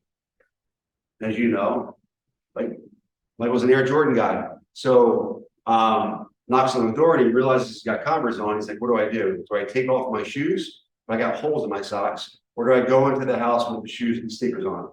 So he decided to take the sneakers off and leave them out the door and went in with his socks that had holes in them. And he was explaining, like, how when you have, well, I do when I was a kid, you have like 5 or 6 holes in your socks and you're trying to cover them up if you're in someone's house and you can't cover them up because you got so many holes in there. That's what his socks were like. So he goes in and they meet and they walk outside and Michael sees the sneakers and Michael says, "I don't want to ever see you bring those sneakers around me ever again." And that was it, right? So the rest is history because they developed such an amazing relationship. Because of the success with Michael, he got Kobe as a client and then D Wade as well. And here are his notes. And I'll tell you, he was like no nonsense. I mean, you were there, right? And I think it's also important to say, he wasn't allowed to coach because No, he wasn't. He was not. he had a contract with Mike only. And he couldn't coach Kobe until after Mike retired. He couldn't coach anyone else. Yep. It's the same thing. It was. He's no nonsense, man. Like no nonsense. He's like, "I'm not here to motivate you, I'm here to elevate you." Normal means having the ability to see and do things that other people can't. Are you interested or obsessed? That's pretty big. Interested is a hobby, and these days you must be obsessed. Everybody thinks obsessed is a bad word. As times get more difficult, your obsession must grow. You can be obsessed with multiple things. You just can't be obsessed with them at the same time. So true. You have to be disciplined not just in your habits, but also in your emotions. Elevation is what you demand of yourself. Motivation is what sets you on fire. Elevation is how you control your fire. Know what else is in your closet: your thoughts, feelings, emotions, and actions. You dress yourself when someone else gives you your thoughts, feelings, and emotions for that day. Winners and successful people don't let anyone else dictate their thoughts, feelings, emotions, and energy. If someone else has to pick your emotions and feelings, how can you be that individual? take what you can use and throw the rest away. I think I let off with that before. Is you're never gonna take all this and implement it into your personal life or your business.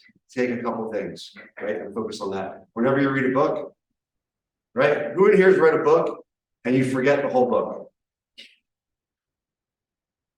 So now change your mindset now. Whenever I read a book, I'll highlight certain things and then I'll go back to it. And those are the things like that stand out to me. Those are the things I focus on. So you're never gonna remember. I read a lot, so I'm not gonna remember everything that was in the book. It's impossible. Just pick out a couple things. Whenever you go to a mastermind, you hear a bunch of people talk, but then how much did you really hear or retain? Right? Just pick out a couple things. Winners and successful people don't let anyone else dictate their thoughts, feelings, emotions, and energy. If someone else has to pick your emotions and feelings, how can you be that individual? Take what you can. Oh, I did that right. Sorry. Never lose your identity. The individuals may all have different identities, but collectively the team shares one identity. I'm here to show you where to look, and you decide what to see.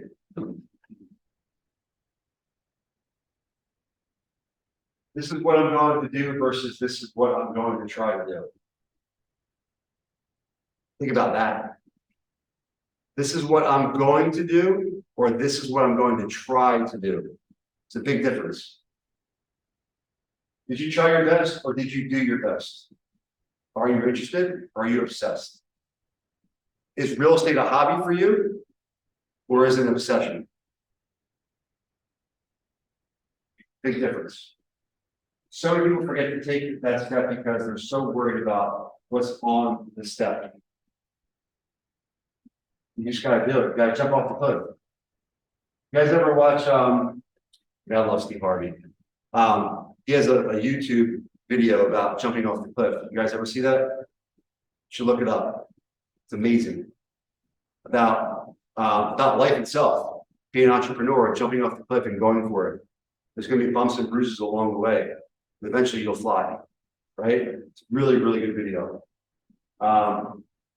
Anytime a champion wins, they master the concept of change, then they master how to apply the change, then they master the execution.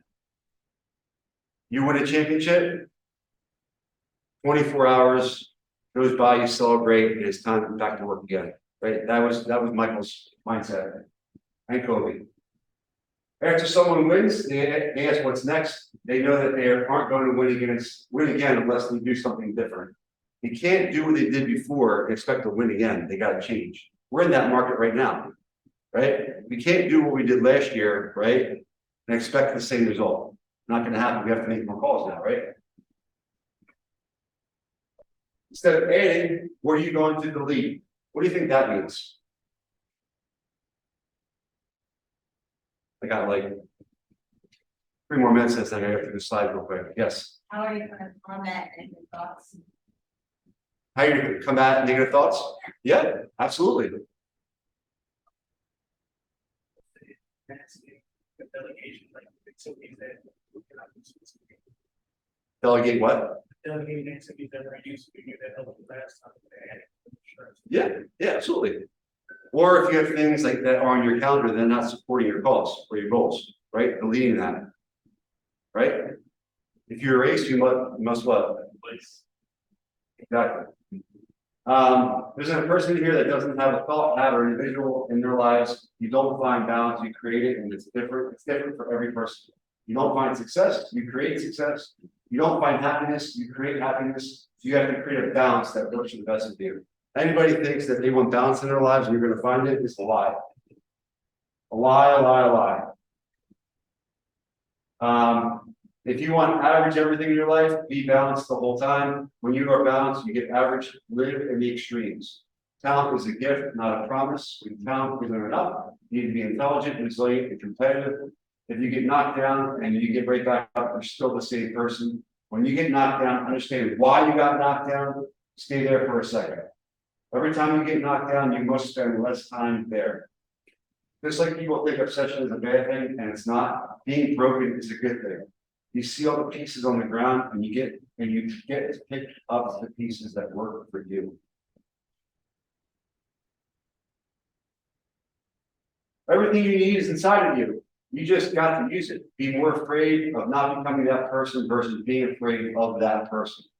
Winning has a price. There's nothing normal about winning. Who's seen the series Last Dance with Michael Jordan? If you haven't seen it, it's incredible. Some people didn't like Michael for the way that they thought that they treated his teammates, but he was just obsessed with winning and wanted to make everyone better.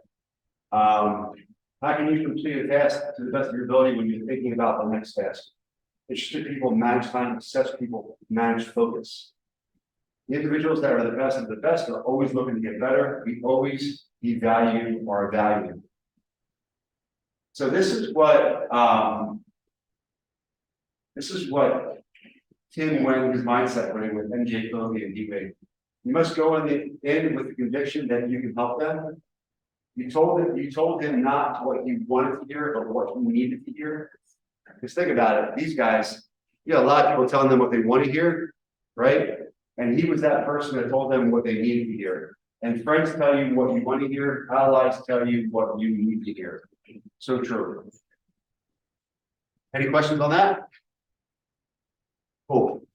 All right. Now, I know I got like 10 minutes left, so I'm just going to hit on the important stuff.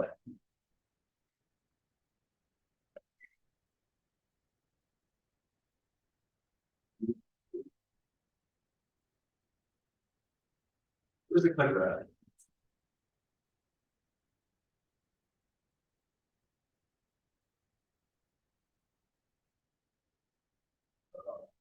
That's it. Thank you.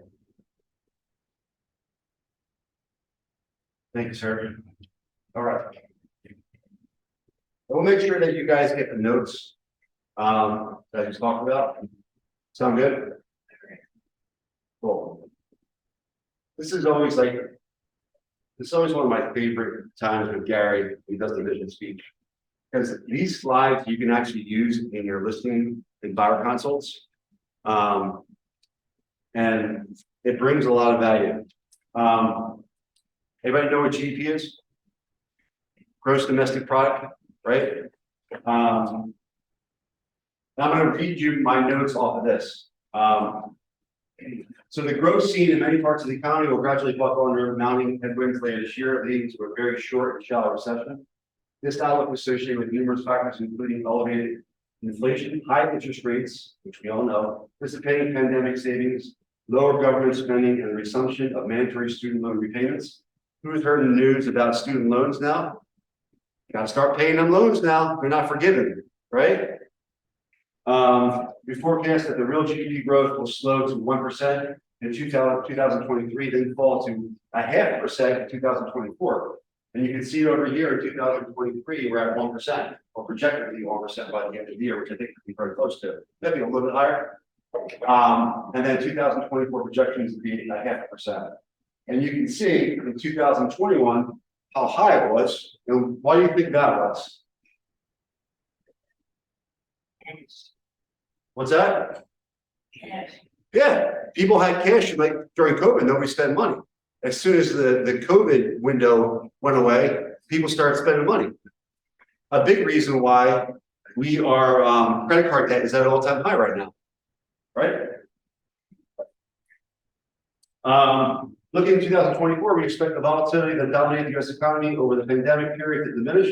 In the second half of 2024, we forecast that overall growth will return to more stable pre-pandemic rates. Inflation will drift closer to 2%, and the Fed will lower rates to near 4%. However, due to an aging labor force, we expect tightness in the labor market to remain an ongoing challenge for the foreseeable future. You guys might think this stuff may be boring or irrelevant, but this is the type of stuff that separates you from the next agent. No, you don't know it all, just know the basics, right? And then this is just a quarterly look at the GDP.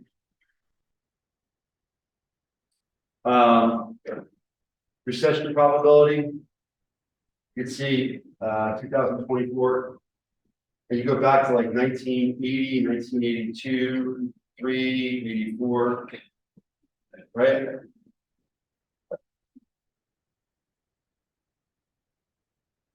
Consumer sentiment. What drives consumer sentiment? The state of the economy and what is reported in the news helps shape consumer confidence. Several factors affecting consumer confidence include changes in home prices, unemployment rates, and inflation. Falling home prices compromise wealth accumulation and erode consumer confidence. Increased unemployment rates also negatively affect consumers' confidence in the state of the economy. Inflation is an indicator of too much economic growth, and the rise in prices can reduce consumers' purchasing power and confidence. Note, I put this in, consumer confidence usually increases right before an election, right? And drops by about the same after the election, right? So it's really no bearing on really the economy. It's more of the media. Any questions on that? You guys as realtors are going to hear, especially with interest rates right now, or mortgage rates. The mortgage rates are too high right now. Who here think they're too high? It's all relative. But it is all relative, right? Because if you look at it over time, they're not. But if you're used to, 3-4 years ago, when you refi and you got 2.75 or 3.25, never see that again. Not in our lifetime, right? So what's the new norm? I think it is higher than it should be right now. We get back down to 5. I think that's kind of where it'll be, but I don't have a crystal ball. Unemployment. Obviously, unemployment is very low right now. Pennsylvania's unemployment rate fell to a new record low in July. It is now the same as the national rate. Meanwhile, payrolls hit a new record high, while the state's labor force shrank. The state's unemployment rate fell 0.3 percentage point to 3.5 from June's rate. The State Department of Labor and Industry said the drop is the largest in the nation last month. The national rate was 3.5 in July, as the number of people seeking unemployment benefits in the U.S. fell again to remain at healthy levels in the face of high interest rates and inflation. Pennsylvania's unemployment rate normally lags the national rate because of an economy that is less dynamic than some other states, and a workforce that is relatively older and slower growing. We give the younger generation the butts in gear and start working. What is CPI? Right? So CPI is a measure that examines this next one.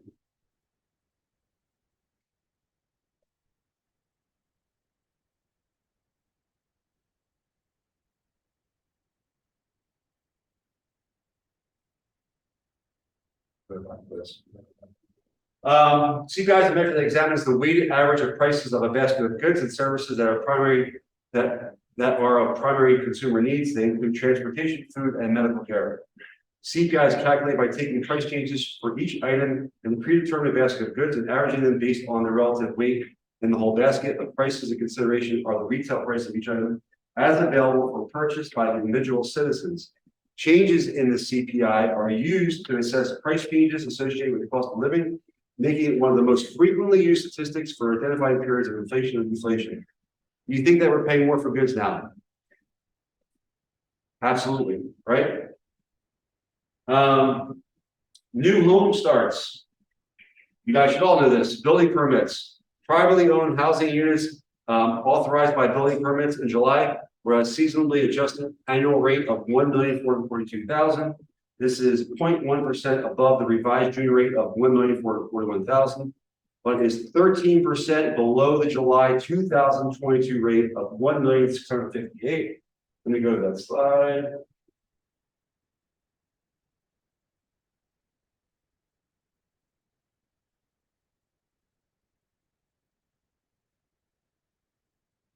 Okay, I just put this in. I don't think there was a slide in this actually.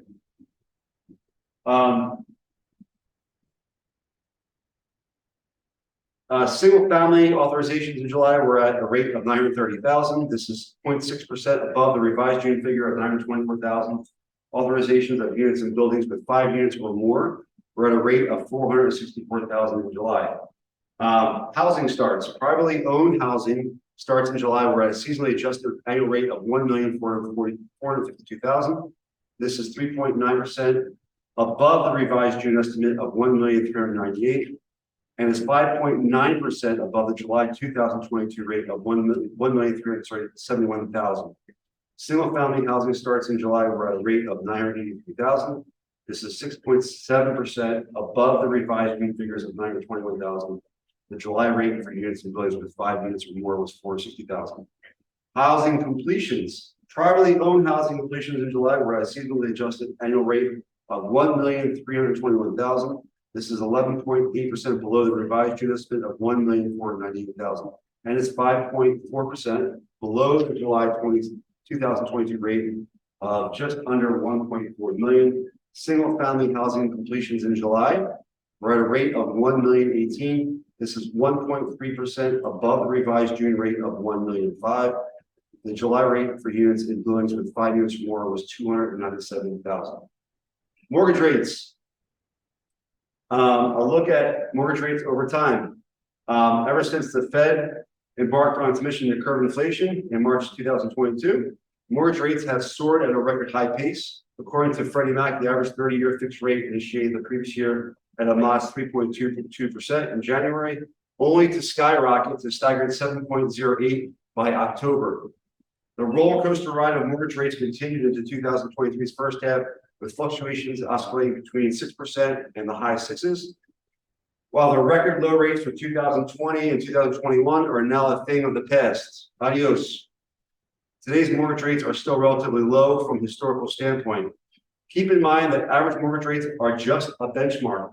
Borrowers with healthy credit profiles and strong finances often get mortgage rates well below the industry norm. So in other words, if you have a account, let's just say with PNC, or you have with Goldman Sachs, and you do a lot of investments and you have a lot of money stored with them, they're going to lose money on your rates. Those types of people are not going to, don't take it the wrong way, but Go Magnum or, Cross Country, or those types of people are going to get a better rate than anybody because they have a lot of money stored with that big bank. Make sense? It's not a lot of people. Overall, it's like less than 1%. Affordability. How do you determine affordability? Key factors in calculating affordability are: number one, your monthly income; 2, cash reserves to cover your down payment and closing costs; 3, your monthly expenses; 4, your credit profile; income, money that you receive on a regular basis, such as your salary or income from investments. What is anybody know what the 20-36 rule is? All right, here's how it works. To calculate how much house you can afford, a good rule of thumb is using the 20-36 rule, which states that you should spend more than 20% of your gross or pre-tax monthly income on home-related costs, no more than 36% on total debts, including your mortgage, credit cards, and other loans like auto and student loans. Example, if you earn $5,500 a month and you have $500 in existing debt payments, your monthly mortgage payment for your house shouldn't exceed $1,480. The 20-36 rule is a broadly accepted starting point for determining home affordability, but you'll still want to take your entire financial situation into account and considering how much house you can afford. I wouldn't take this and start going to your clients and telling them what they can afford. Right? I'm 3 minutes over. Sorry, I got a lot in real quick. Let me just click through. I want to show you something real quick.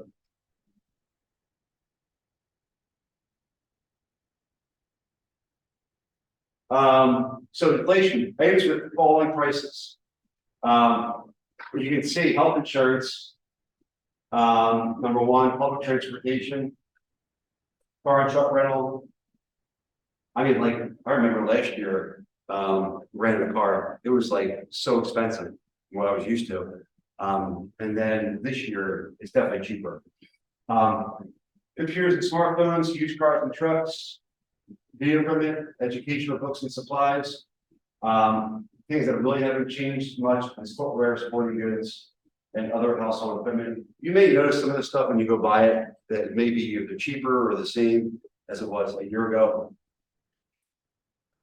Items with fastest rising prices. Motor vehicle insurance, that's a lot, 17%. Maintenance and repair, leased cars and trucks. Pets, Tools. I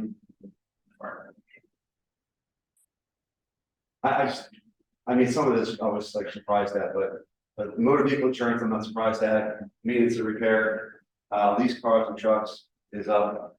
Does anybody notice that? Does anybody here lease a car? No? Everyone owns their car? I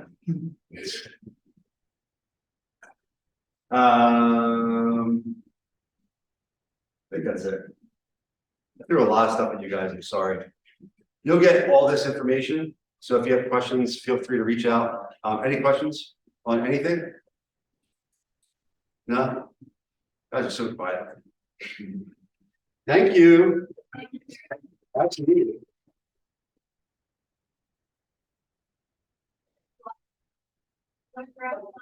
That's what they care about. You know, probably wait 5 minutes.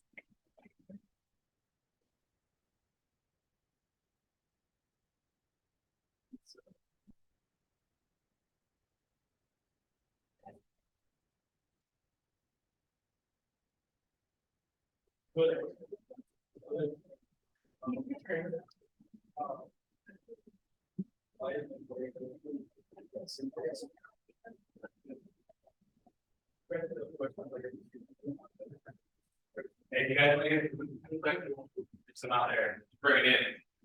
Anyway. Or we order more copies on you.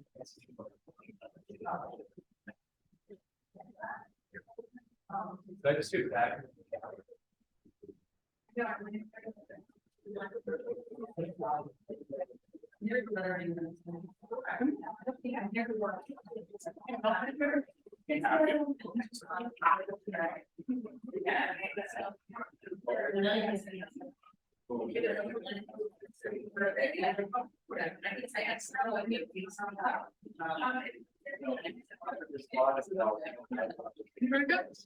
Oh my goodness, when you see that. Okay, I thought this was a little bit maybe this thing, they're not really available. So we really. Kristen, pick it up. So I definitely need to see that. This is, One of the last ones, it's Okay. rolled out and yeah. is it good? Yeah. I've been like waiting in. Yeah. So, that's kind of how we're gonna. So you know, you've been set up, you get to go. I got the stairs out here today, I'm gonna do it later in the week, so I need to give. I'll tell you. This thing is gold. Yeah, I was, few people were staring at me when I discussed the last two. Tori. Exactly.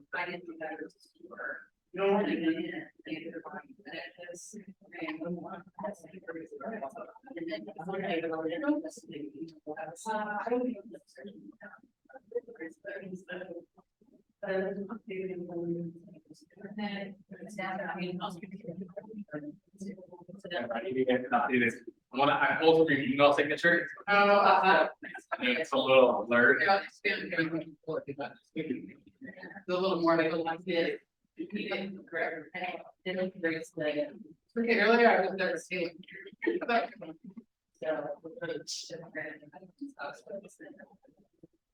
I'll split it right here. Yes,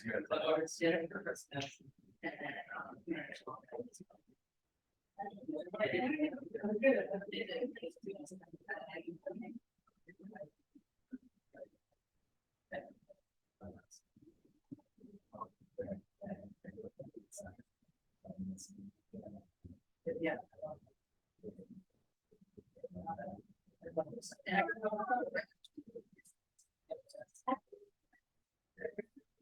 I know, it took us a big while.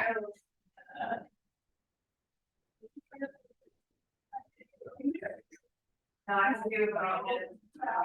These. I'm not,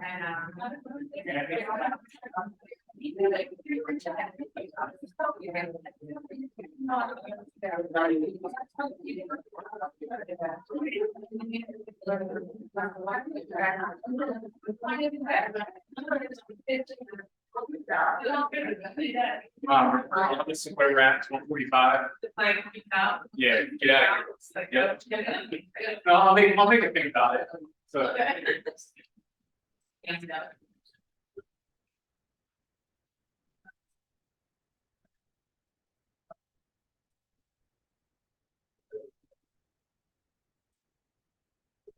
No.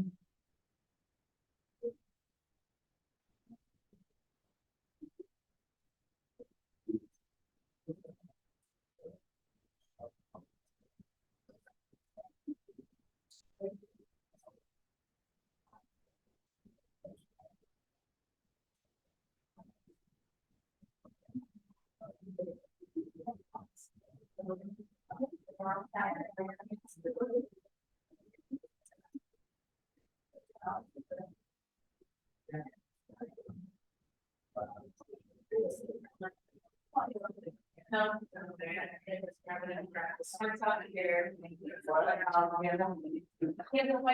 Come on. Oh, we have to start to her. Oh, my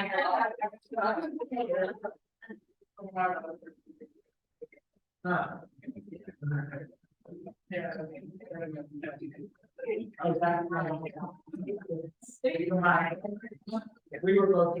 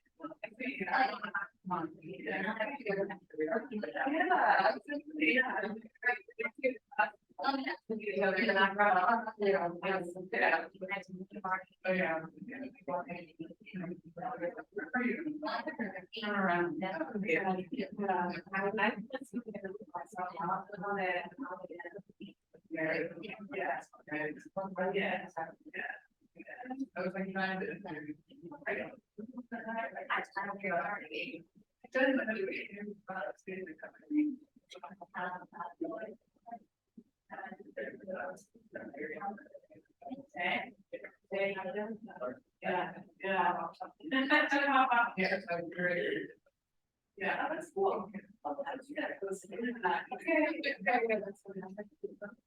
Well, I don't know what's been in here.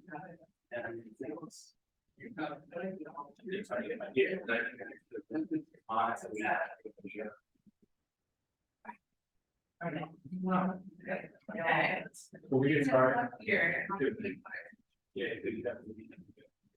Oh, yeah, then we just did. Come on up there.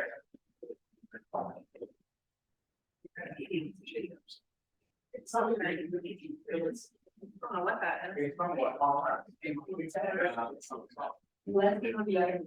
I run there and he's popular. Yeah, Exactly. you want to do that? Yeah. Yeah. This kind of different stuff that we're gonna never speak out. Oh, we did. Oh, we're in the picture. You mind if we got pieces? That's what I would. Right. Sort of matches. Right, everybody look like you like each other. Me too. I don't even know this people.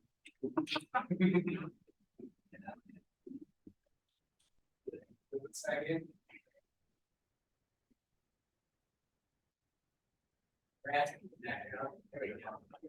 Perfect. All right. Yeah. Do it.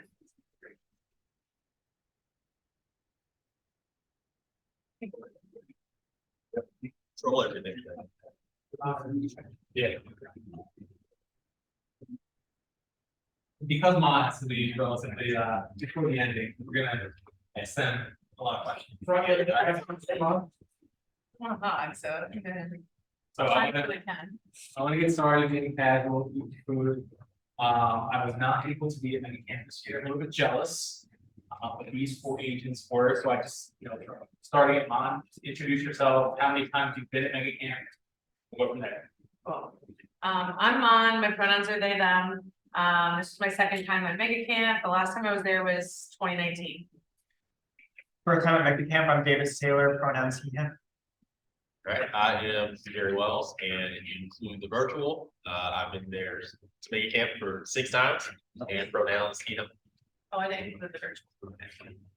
Okay, Deborah Turner, since I live in Pennsylvania, I like to say my pronouns are her, she. I've been to Mega Camp once. First time. Yeah. Just got that. So Kristen's presentation kind of went through like the macroeconomic environment of the real estate industry. You went through Gary Keller slides, the CEO summit. For you all, I want to get into like specific breakout, what you took away as an agent. I'm gonna start with Jerry. Jerry is an Austin superstar. I've never had one walking around downtown Austin. Lived there, so. Because he literally knows everybody. I lived there. It's different. But Jerry, how have you seen Mega Camp evolve over the years? And how does it help you coming back every year? Yeah, so I think it's 2 things, right? Mega Camp's involved because they are looking at what the agents are looking for more and more each year. Getting a lot of feedback from the previous years and saying, okay, this is what I'm going to include. All right. So that's one of the big evolutions of Mega Camp itself, ensuring that the panels are what the agents are looking for. However, for myself, it's really moved because I realize it's not just about going to the panels, right? Panels are great, and yet I get a lot of value in being able to go and network. And I am making new connections with new agents all over the country every single time I go out there. So, that's the purpose of it for me now. Yeah, we'll get to the networking aspect in a little bit. And something that I always noticed when I get Mega Camp is not just what's happening in the market at the moment. Gary's always looking towards the future. What's coming a year from now, 2 years from now, 3 years from now. I remember 2021 when the market was as good as it's ever been. He said, this is not always the best. This is what we need to do this year to make sure that your business is receptive from getting forward. Mom, go to you. What speaker or breakout did you find the most interesting or inspiring? That's a great question. So I am a part of the Keller Williams. What's really cool is that they have a whole different variety of affinity groups that are part of like DE&I. And so there's this Rainbow Network that is self-funded. And I went to Mega Camp like 2 days early. So before Mega Camp started, I'm wearing the shirt so everyone can see that y'all means all. And we had like a whole rainbow camp essentially of just LGBTQ plus people in this group. There are over 2,000 people in this group. And this is the second time they've ever hosted a rainbow camp. It sold out. There were about 150 rainbow agents there. What was really cool for me is that over the past year, I've worked with like probably 5 different agents across the country, referring people, kind of how Jerry was saying with networking, referring people, getting them to close deals in different states, specifically for folks who are looking for an LGBTQ plus agent.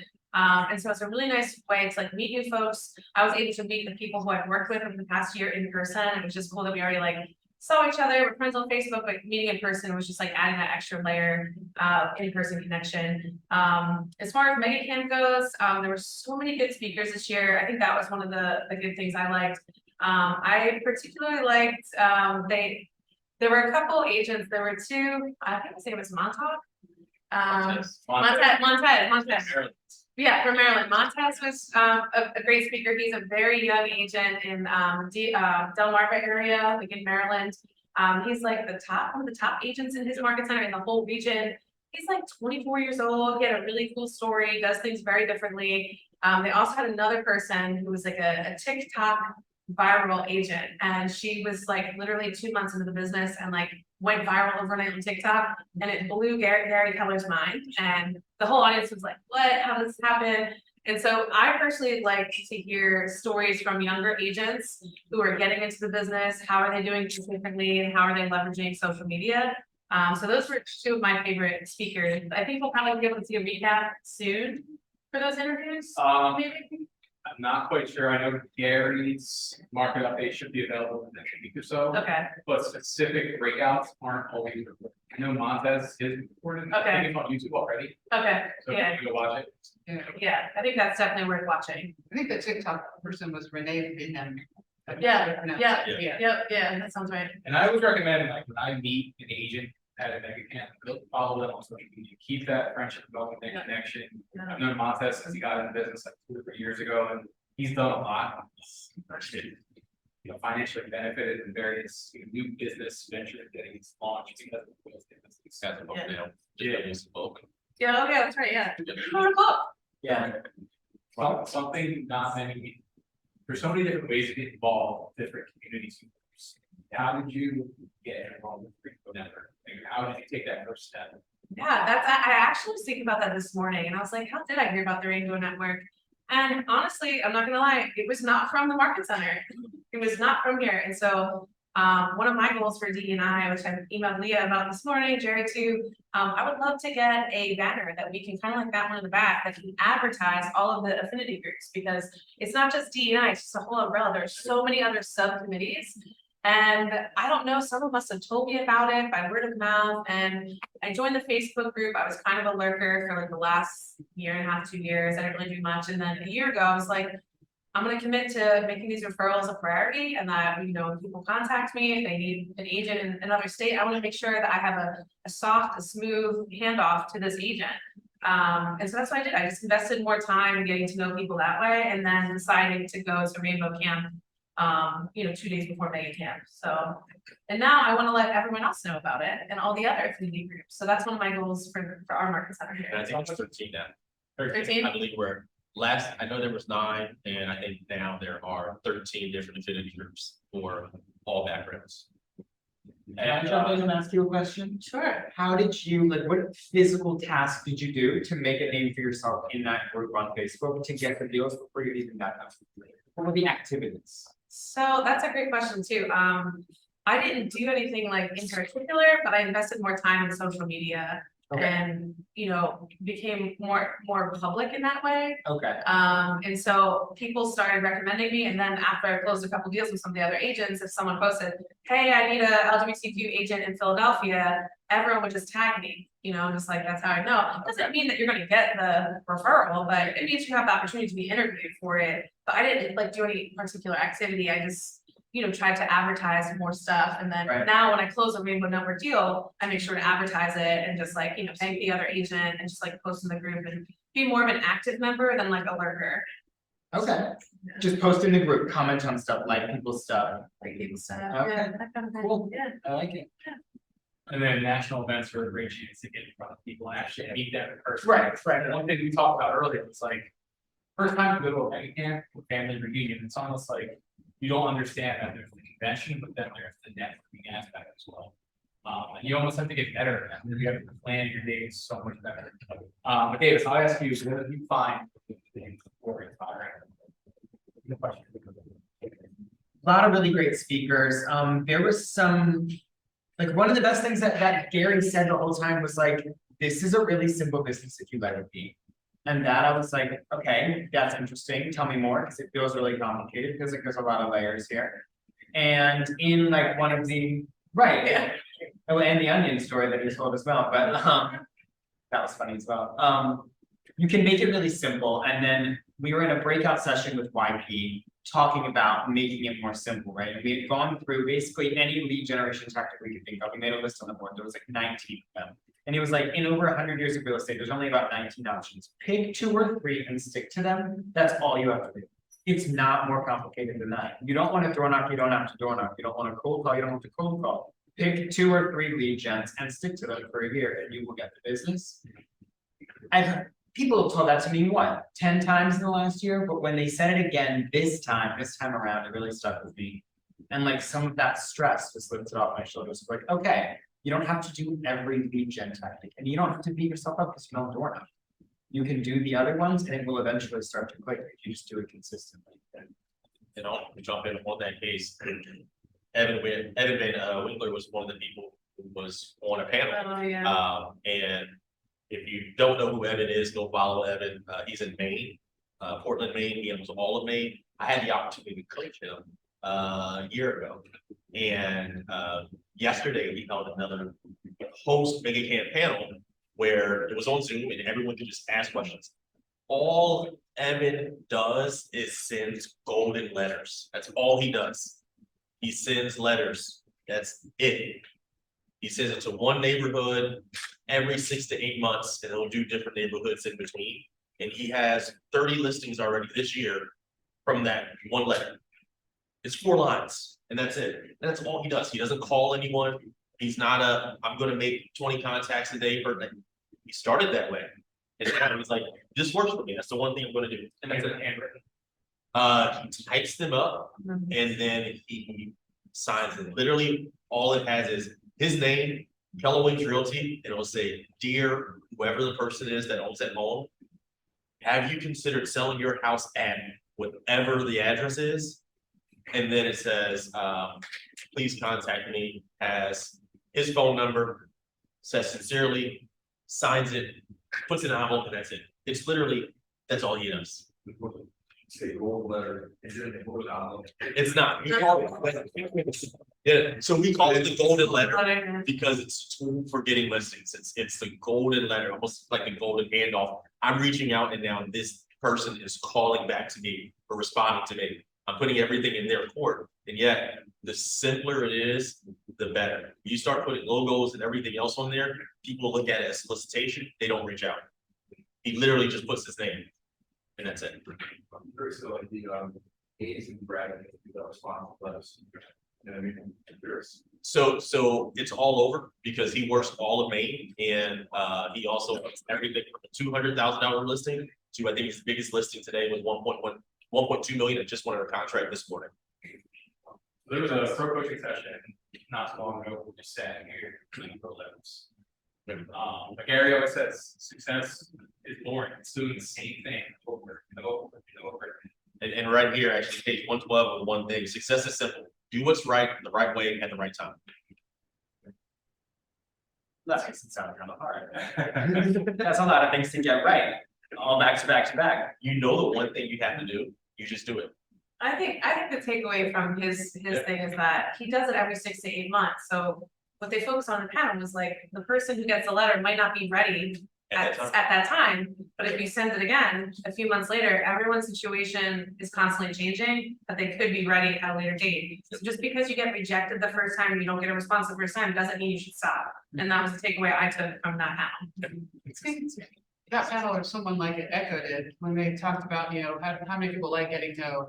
And then what happens when you continue to, asking the question, but they encourage us to think about a 3-year-old. Can we go to the park? Can we go to the park? Can we go to the park now? What about now? Can we go to the park? And so it was just encouraging us to think like a 3-year-old in terms of just keep asking the question, and at some point somebody who may not be ready, may change their life changes and then not be ready to consider. So I want to thank Jeff for bringing this to me. This is the new release from Keller Williams. Playbook. And I'm waiting for mine in the mail. Yeah. Jeffrey just So that, delivers me. But this goes through, I don't know, we get like 100 different one-pagers of lead generation strategy, all going back. So page 91, simple gold letters. It's step by step out of it. So I'm gonna make sure that you scan and you guys will all have a copy of this. When I hear this is absolute gold. Yeah, if you both get it, that's a great idea. It's gonna take you days, but I want it. I'll find a way. Devin, this is your first mega camp. What was your impression? And you've only been in the business less than 3 months now. Yeah. Which is incredible. I saw you down. I'm so happy. But what's your, do you have any new perspectives on your business, on lead generation now compared to before you went to mega camp? I do. One of the biggest impressions wasn't any of that. So when you go into the main seminar room at Mega Camp, there's a number of vendors and just people, different businesses we worked with. And they all have a team of people standing behind their tables that they're doing, except for one. There's 2 people staffing it. And usually it's one person, and that was KW Cares. Everyone else on their team was in Hawaii. And that just struck me really deep. They're in Hawaii trying to make sure our agents there are really able to survive, and deal with what happened in the fire. So that really struck me, and there was a lot of attention given, but that particular scene, the KW Cares table with only one person because everybody else was working it. They weren't going home after Mega Camp. they were going back to Hawaii. So KW Cares is real, and I just personally, I've already signed up to donate for every transaction, but if you haven't, it was just really nice to meet the folks there and find out that money really goes to us. In terms of just new approaches and just what I learned, I ain't gonna lie, I've been overwhelmed. This is a lot to move into. I feel like we've got really great tech support, really great systems, really great ways to go about it, and yet I've just been overwhelmed. I walked away with the conference. I've been to conferences before. I've never very clearly walked away with one word. Focus. And there were just so many different people, systems, resources to help us do that. And so that was really helpful. In terms of lead generation, I learned some tips for 3 different lead generations. But the biggest thing I learned with lead generation in general was one person said, we don't sell or buy houses, we sell ourselves. Another person said, is you're not really generating leads, you're helping to create connections.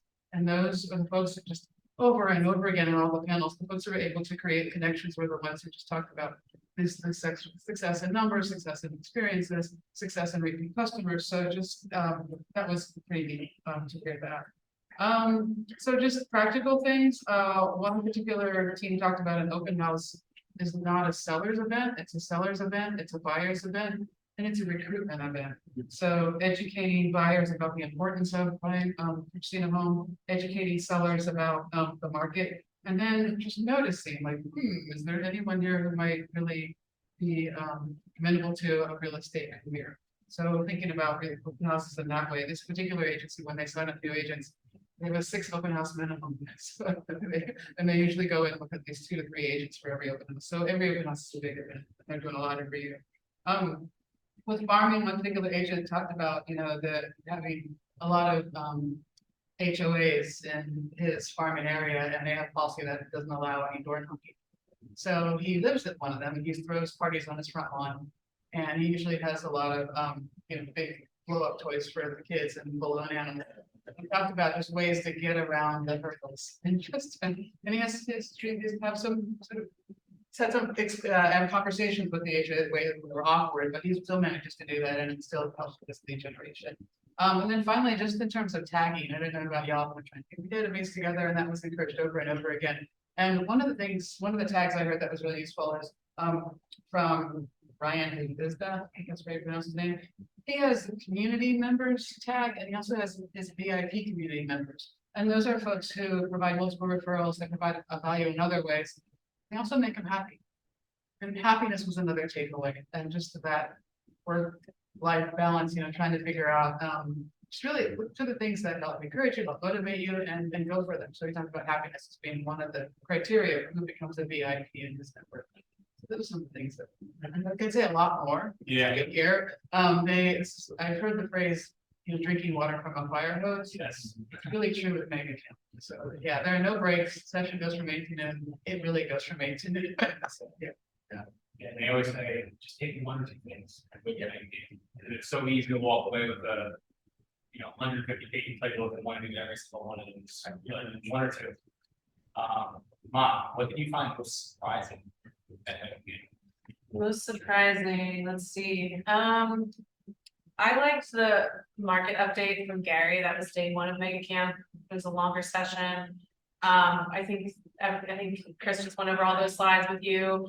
The takeaways that I didn't know about that came right from KW Research were that I think it was like some certain amount of homeowners. I have it here. Hang on 1 second. 87 million homeowners. I guess in general, and 39% of them own their houses outright, which was a much higher statistic than I ever predicted for people who own their houses and don't have a mortgage on them. They also said that 70% of homeowners have at least 50% of equity in their homes. So my takeaway from that I found surprising was that I think most people, especially folks who own a house and aren't in real estate, have no idea what equity is and no idea what they can do with it and how they can leverage it. So I think that's going to be a bigger conversation in these next couple of years, especially with millennials. I'm a millennial, I'm 35. And so millennials in the next 5 to 7 years are going to kind of hit our peak. A lot of millennials right now, Gary was saying like they're gonna be kind of like saving up, holding, some cash to try to get into the market. And so these next 5 to 7 years are gonna be really important specifically for the millennial age group, to start focusing on them. So that was my biggest like surprise, I'd say, as far as the market stats go. It was also reassuring to hear Gary say that, on one of the charts he was showing with like the bar graphs that we are basically at the bottom now, like we're bottoming out in terms of the economy and inflation. And that we have a little bit maybe lower than we can go, and then hopefully things are gonna be going back up. So it was cool to just see those historical stats. He showed stats all the way back to the 90s in those graphs. And so that was reassuring, and also not for just like ourselves as agents, but to share with clients that like for people who are trying to time the market or wait it out, don't be like those people. And it's our job to kind of show people those market stats. Answer that actually. Go ahead. When I wrote down those statistics about the 70% having Yes. 50% equity. And right after that, with that seven-year outlook, in 7 years, in 2030, forecasters are predicting that that's going to be the biggest transfer of wealth in the nation's history. Yeah. So think about boomers. Yeah. That's what it's referring to. So that's 2030 is a big year to begin to focus and have our database is going to work. Yeah, golden letter to the boomers, and then take the boomers' property and sell it to the millennials. There we go. The way we gotta move. Gary's market update is, to me, like I love numbers, I love watching it, and I think it should be, I was talking to Jerry earlier, I think every realtor should have to watch that in place Agreed. every single year.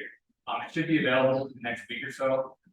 Go watch it. One thing Jerry said earlier is it was competence meets confidence leads to sales. So if you understand the economy better than your competitors, you can actually break that down to your clients. It gives you such a leg up with your clients.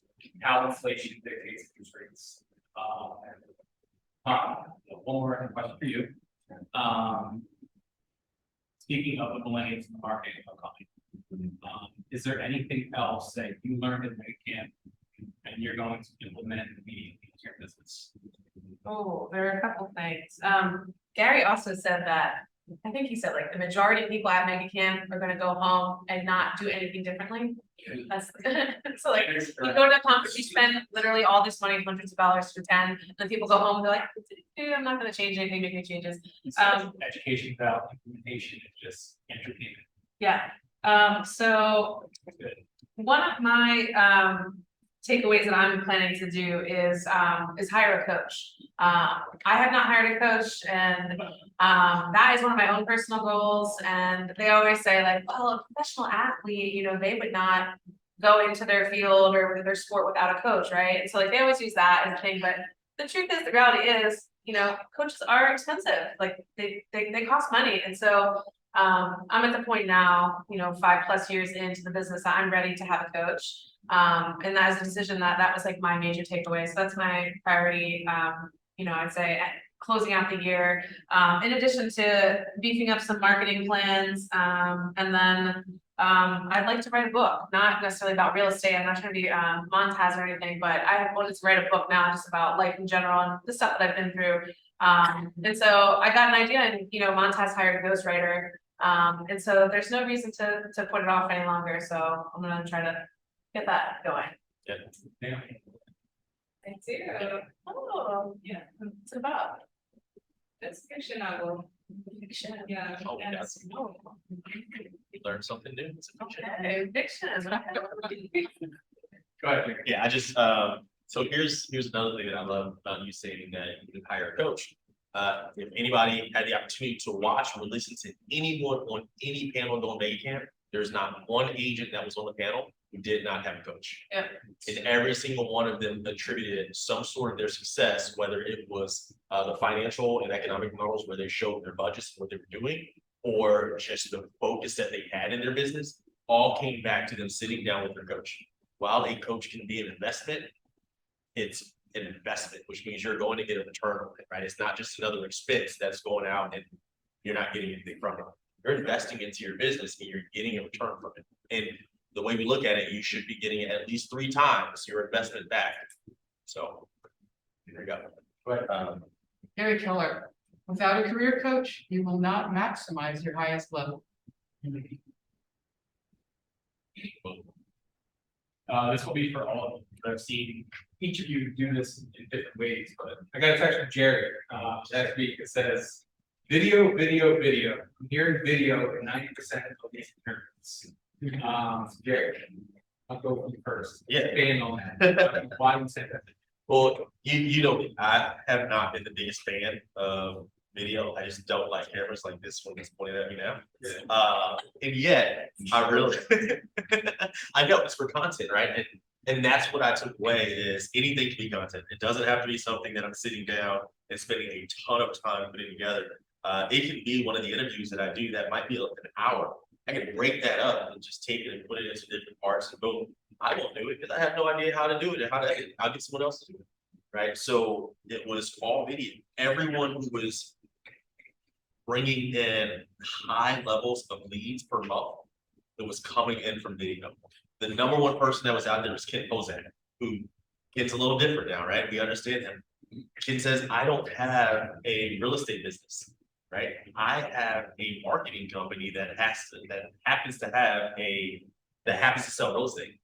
Ken does anywhere between, I think his best month now was 650 leads in 1 month from video. He started off, his base level is 100 leads a month from video. So when I'm seeing that, and then I see the next panel do the same thing, and the next panel says the same thing, and then some person who's been in real estate for 60 days have 20 closings or 20 plus closings because of video, I'm like, oh, it's video. So yeah, video. I think Ken does, he talks about what's going on in and around this planet, right? Ken's been hired by Disney now. Yeah. To make videos about Disney, to help them with their marketing. Like he literally has a full-on production company. And yet, he's one of the number one or the number one realtor in Orlando. And this will lead to the next question I'm gonna ask, we'll get there yet, but does anybody else implement video or plan to? Yeah, you should see the social media strategy I came up with yesterday. It's pretty intense. It's almost entirely video. No one's like posting a picture on Instagram anymore and expecting it to go out to anybody but the people that follow you. If you want it to go out to the masses, people beyond the ones already following you, it's gotta be a reel, a TikTok you post is a reel, a YouTube short. People were all about YouTube shorts this year. Yeah, video content. YouTube shorts. YouTube short was huge. People getting a lot of traction on YouTube these days. Twitter videos, yeah, house tours, anything you can do to keep it interesting. But nobody sat up there and said, email campaigns are in. No, they did not. And I was going through other agents' notes. I think I guess Gary said that it's find your passion, niche around it. And video just shows the truth. You show everybody who you are. It's not just like what you do in real estate. It's not, here's my open house picture. This is what I did on real estate. Right. Merging into it. Yeah. I don't know if you've ever heard of it. It's called it's a Most Jack Realtor. Most Jack's realtor. Yeah, he's a realtor out of Texas, who literally posts content about his workout plans. And he gets his lead from his workout. Reporting them, people meeting him in the gym and being like, yo, I know you do your workout, but I know you also a realtor. And he'll get contacts from him. It's like, I thought that's not. He's only like 19. So he's already doing luxury real estate and started at 18. So, yeah, so here's the thing, you said he's only 19 and he's already doing luxury real estate. So that goes back to kind of what we talked about today. Mindset wise, it doesn't matter how old you are, how long you've been in business. Luxury is mindset. Luxury is the conversations you put yourself into, right? Luxury is understanding if this is what I'm going to sell, this is where I'm going to go, right? I mentioned Evan earlier. I don't remember exactly how old he is. I want to say he's 23, 24. And he's been in real estate a couple years. He focused primarily on luxury. And he said, well, that's the market I wanted to be in. So that's the market I send my letters to. Right? A little bit on that point as well, Jason Abrams, the guy that wrote that book, gave a little talk. He was like, take the thing you love, right? Let's say what you love is, rock climbing. Do that and call it lead gen. Do more rock climbing, call it lead gen. This guy loves to work out. He loves to talk about his workouts, his fitness plan. Do more of that and talk to people while you do it and you'll generate business. and I'm sure you put this in your marketing plan, but, you wanna touch on the calendars that you sent out a month ago? Absolutely. Go ahead. Yeah, I've got a great sphere of people here that are my friends, but also this course that I'm involved in, and everybody loves to send out those like magnets with the football schedule on them, but it's not gonna appeal to my people, so I sent out a bunch of, it's the Kimmel Arts Center Broadway series calendar for all the performances they're doing in the next 2 years. And, I've gotten some really good reception out of it, people were really into these magnets. But yeah, it's like, you know, I literally love musical theater, it's so dorky, but I love it, and at the end of that talk with Jason Abrams, he said, go on your phone right now, text yourself. I love blank and I'm gonna do more of it and call Legion. Everybody got their phones out, you know, like whatever their interests were, fishing, running, whatever. I said, I love musical theater. I'm gonna watch more of it and I'm gonna call it Legion. Find a way to make it work. Talk to people while you do it. Build those little niche communities. Connection. Like it's beer, I heard a lot. Beer. Connection. and I drink beer for Legion. I'll just add to the video before we move off of that, it's some practical tips that I heard from one of the panelists is, when you post a video, don't just post it and walk away, do what I would call a postmortem. So watch it again, look at what worked, look at what didn't work, and figure out how you're gonna, improve in your next video. Oh, your first video is probably son. Second, my too. Right. But you can't get to the great ones without doing it first. Yeah, they all in some. I told mom they have a 12:45 hard stop, Yeah. before you leave, so. Yeah, I wanted to Go comment ahead. on the video aspect, so. We did a video, we did like a social media thing at the Rainbow Can Mastermind. A lot of people talk about video at Mega Can, but I just wanna say that. It's not just any video, like you can't, like it is, we all have such limited time, like you're gonna, if you make any video, you have to capture someone's attention very, very quickly in a matter of literally like 3 seconds. Otherwise you're just gonna like keep scrolling past, so like, it has to be like one of the speakers, the panelists said, like, it has to be one of 3 things. You have to motivate, you have to educate, you have to inspire. Those are the 3 categories that you have to post about if you're gonna do video content. I will also say you should caption, like, caption your video. So like if someone doesn't have their audio on, put the caption on your video. A lot of people don't do that, and that's like easy. A lot of people don't know how hashtags work. A lot of people, social media changes so fast that a lot of older agents that I saw at Mega Camp and Rainbow Camp were using an older format, like in terms of how they post on social media. And they're like, yeah, I found the perfect formula, this and that. And I go to their page and they only had like 300 followers. They had like 7 likes on a post. And it's not the formula. Like it maybe was the formula like 6+ months ago, a year ago, but you can't, it's like everyone gets like one idea. I'm like, yeah, this is it, it's the formula, like let's run with it. But the reality is you have to like follow other people on TikTok or Instagram to learn the formula, because it is changing that quickly that what you learned 6 months ago might not be applicable. Right now, everyone knows that like those reels that were very popular 6 months ago, where realtors were like, doing the memes and like, putting different audio on, doing it. No one is doing that anymore. It's no longer trending.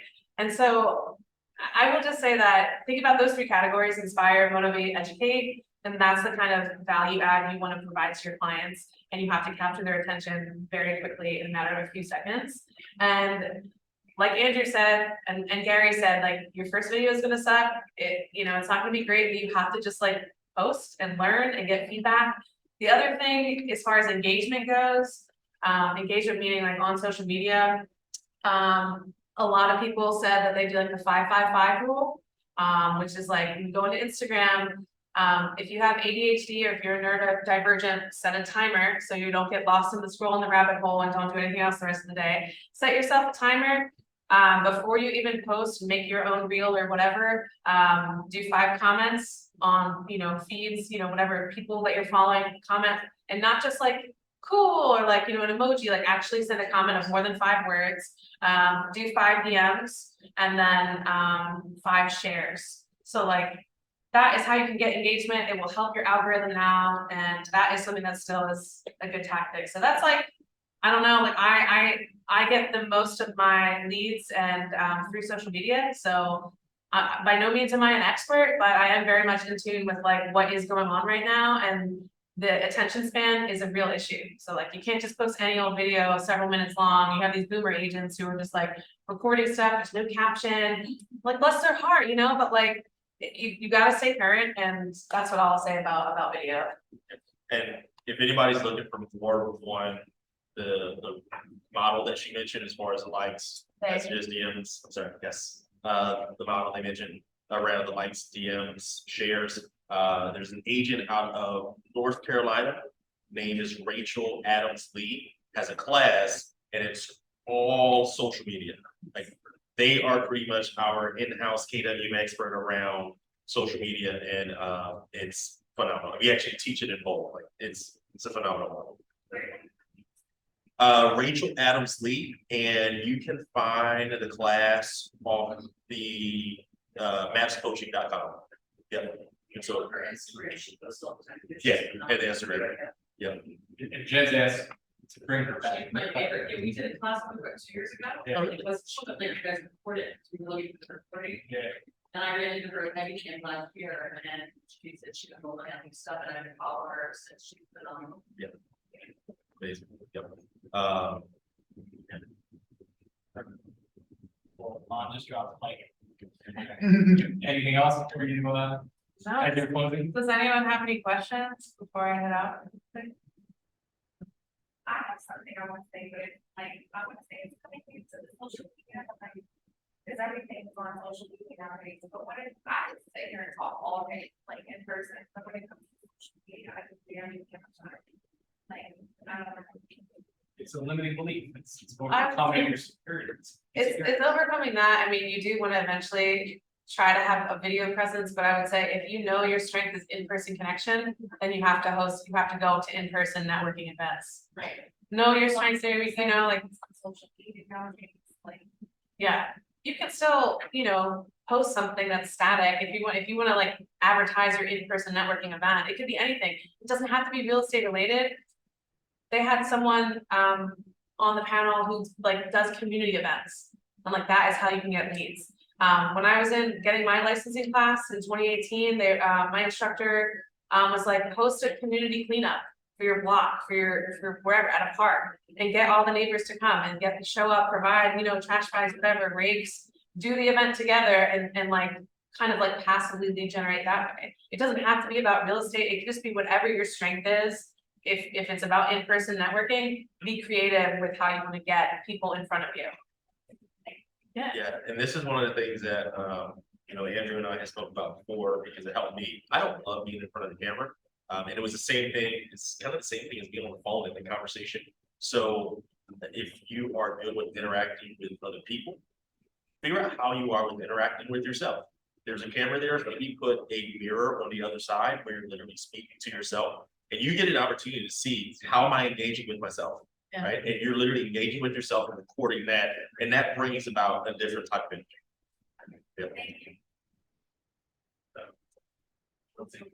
Yeah. Yeah, thank you Yeah. all.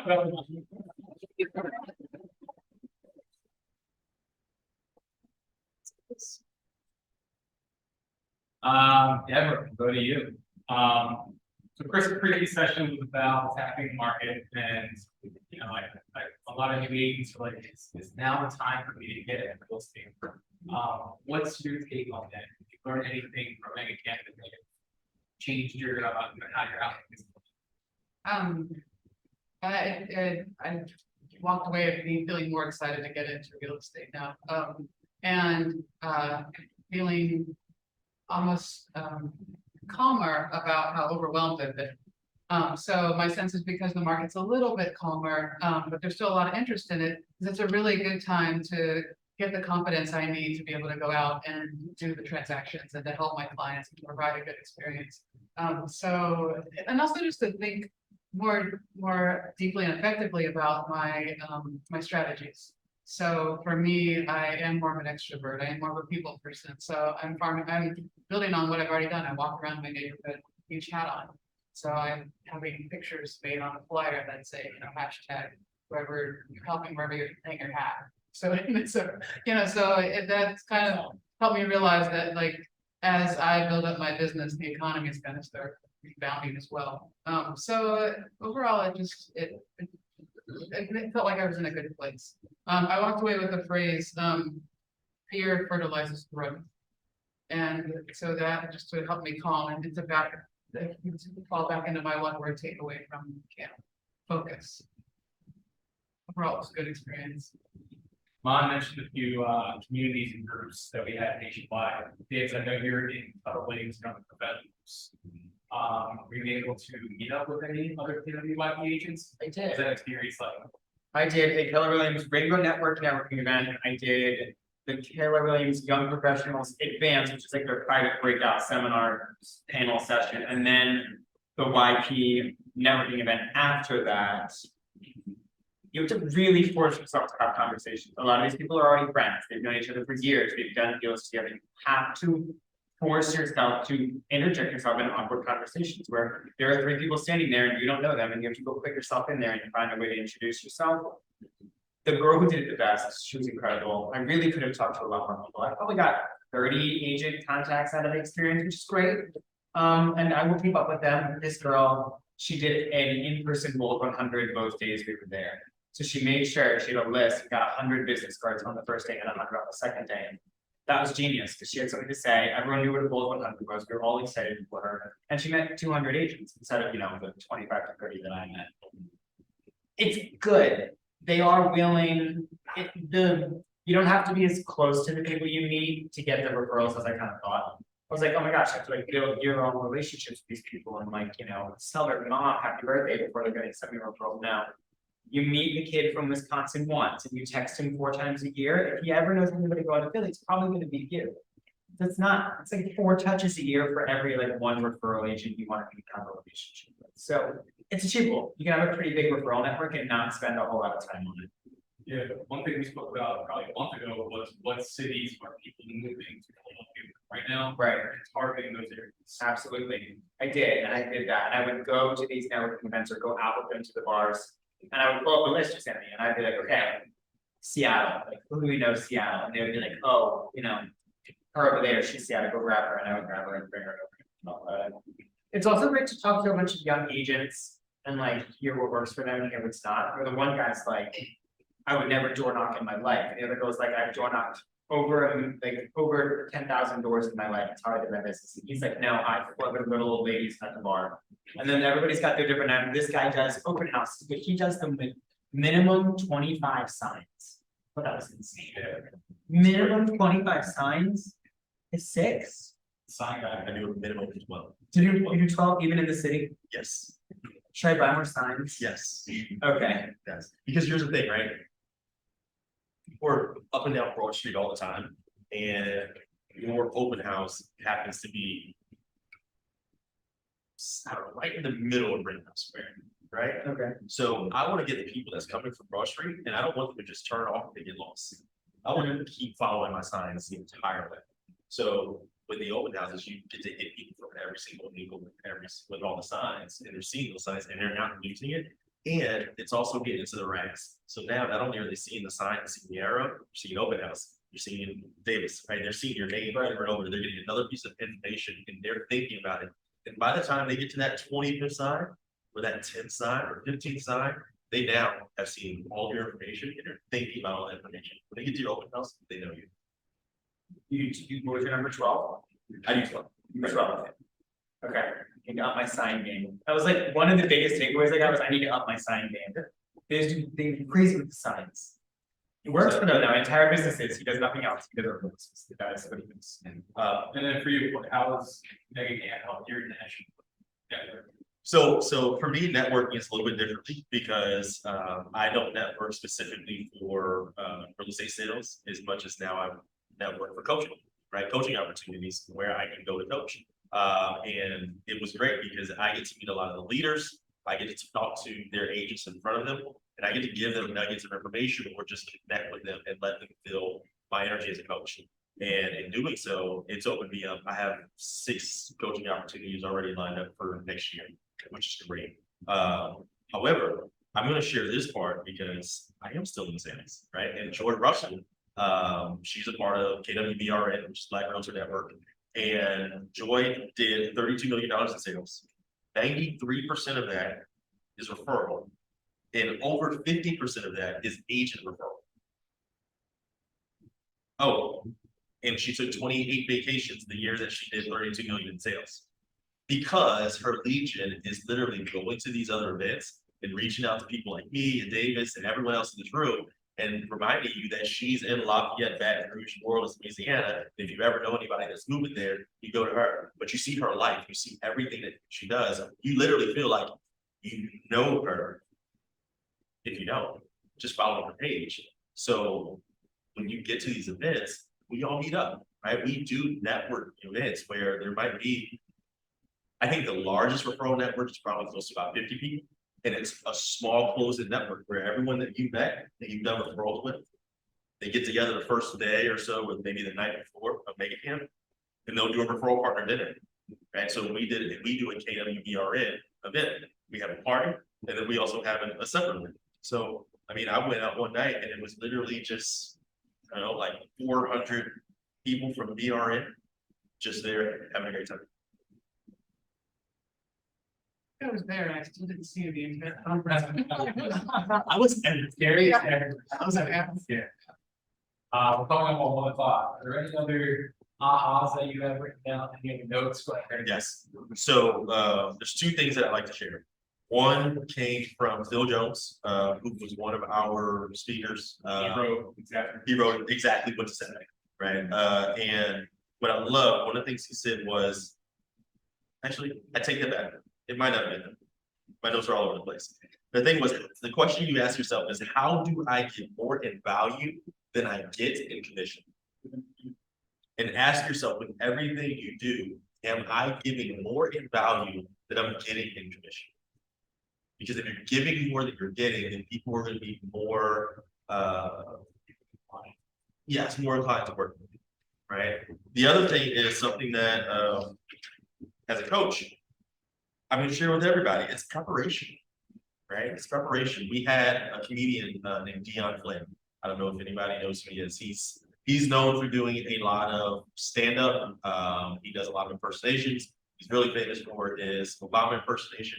And he came up and gave us a full hour-and-a-half presentation.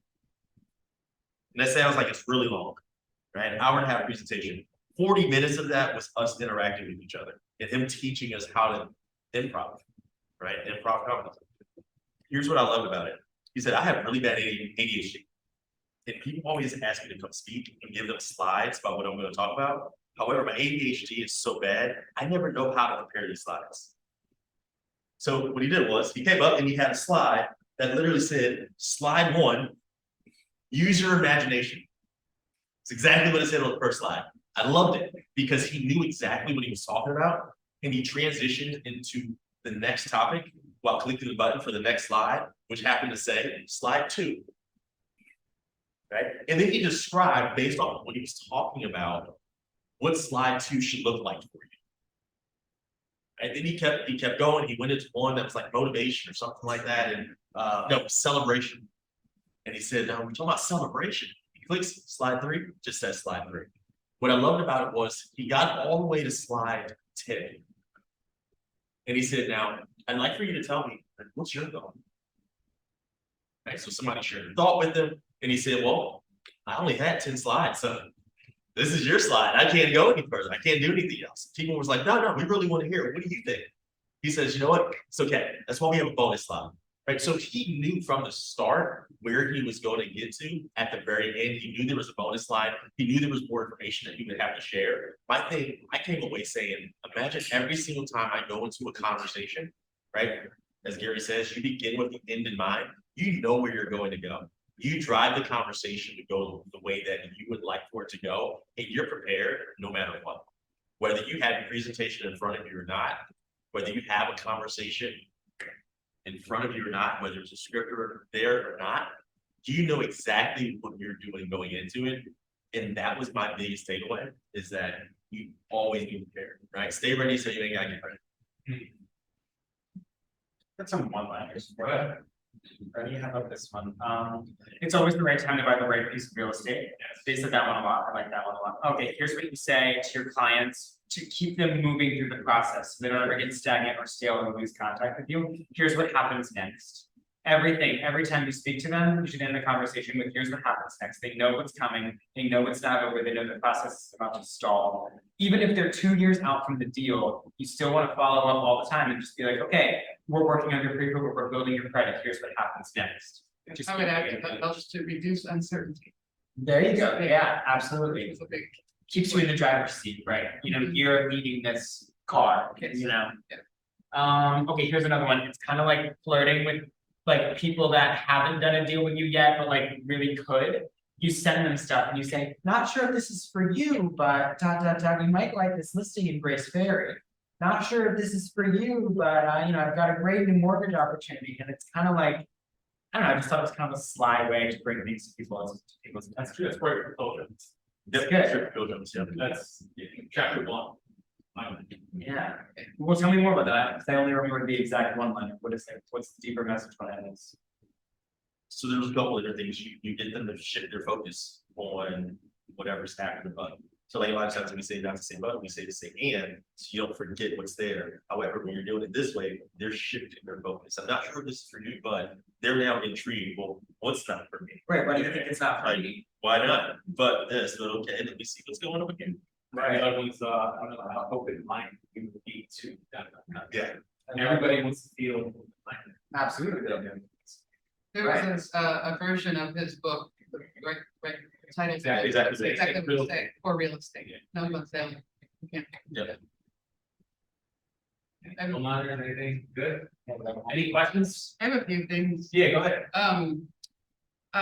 One Keller Williams agents, Amina Blake Foreman's first Black woman to start a virtual assistant company. It's vibeconnections.com. So I'll just give a shout out to her because she's a pretty impressive real estate agent. Next, just with networking, one tool that works for me and all, I was kind of surprised. I think for us newer agents, we came in at a nice time with Powerless technology. There's a lot of new technology out there that a lot of the older agents didn't know. Some people didn't have a business card. So, oh, can you show me your QR code? So I really taught quite a few agents about how to either share their card electronically or take my QR code through KW Command. So that's something we have in our pockets. Finally, a one-liner. Be disrupted or choose to disrupt. Come on a t-shirt, I'm disrupted. So those were some of mine. Yeah, other questions. One more. Because I really like this one. Move from codependence to interdependent. Moving from the feeling of I need this to survive to I get to do this to accomplish a goal. Yeah. Any questions? No questions? There's a lot there.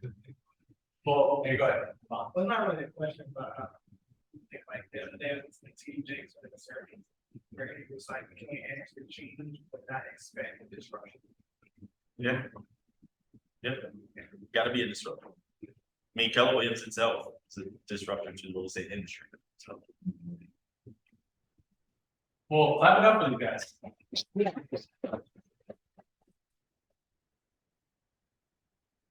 Had a chance to eat, plenty of food out there, and I'm gonna make sure that we get this scanned, and everybody will have a copy. Has started eating. I'm gonna do that, yeah. Look, you're just back on stage. Yes, really. Really appreciate it, sir. It's good. Very nice to meet you. I was but I have civil Survival Valley. Yeah, this is great. You need a picture. Oh,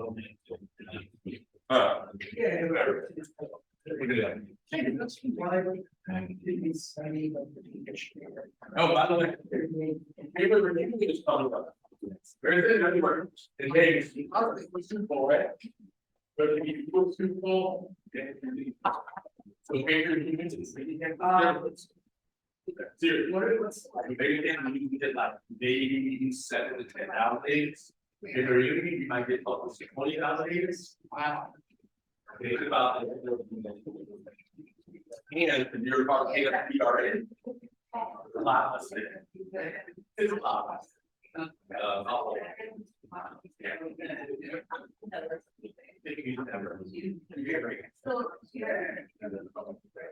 Yes. I do, so I have this maybe it's kind of small.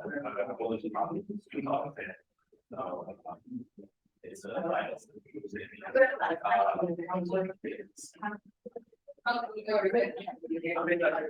So, I mean, they're kind of there. And they're at all, right? So.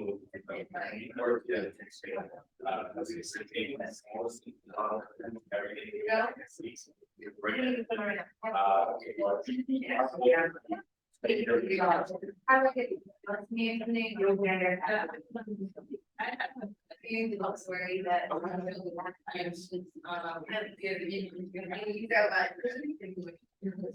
You honestly, you're seriously. Yeah.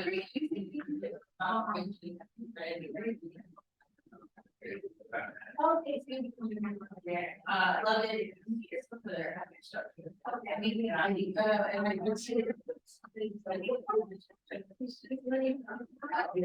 I don't think it's.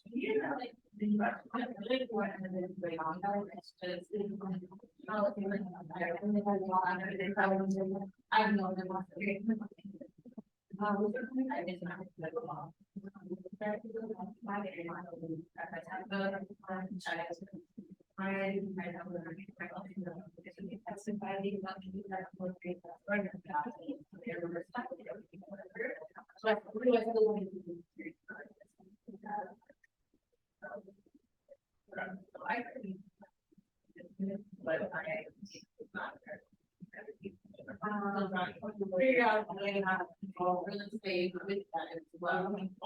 I don't know what.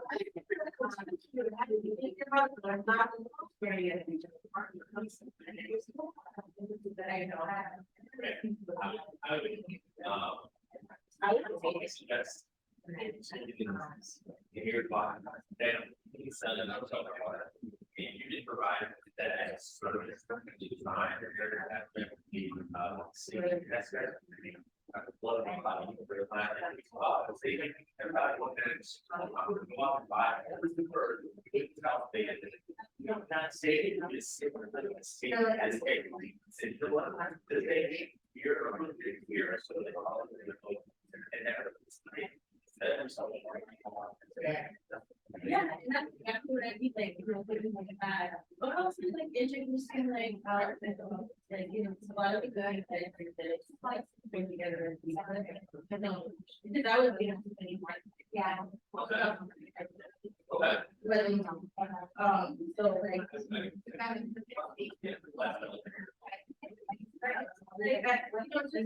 I just shared it with knowledge, you know, not too long, I mean, it's like that, but just sharing that knowledge. And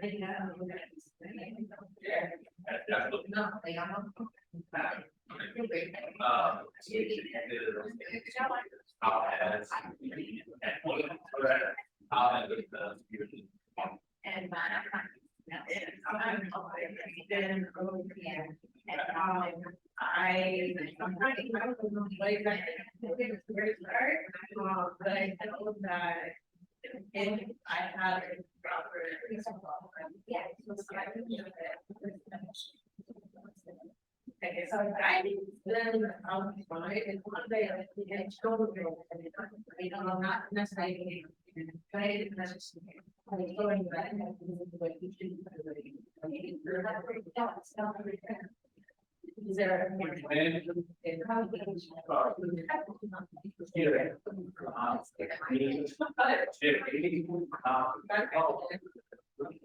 you also want to take a seat that we can go over.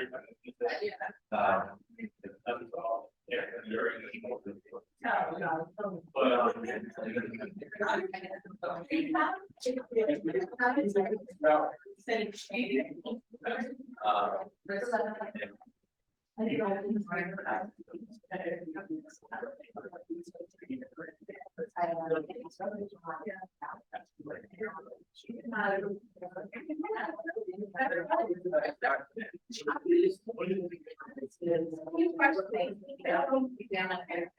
really want to get on some interview.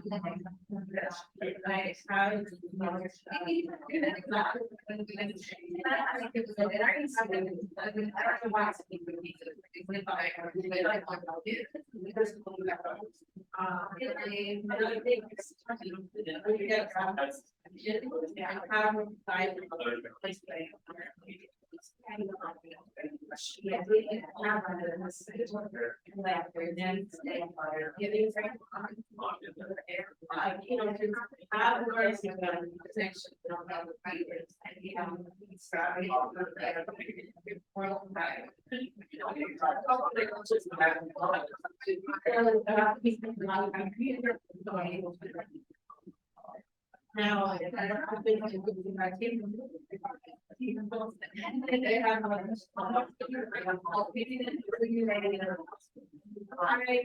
I'm actually just saying, like,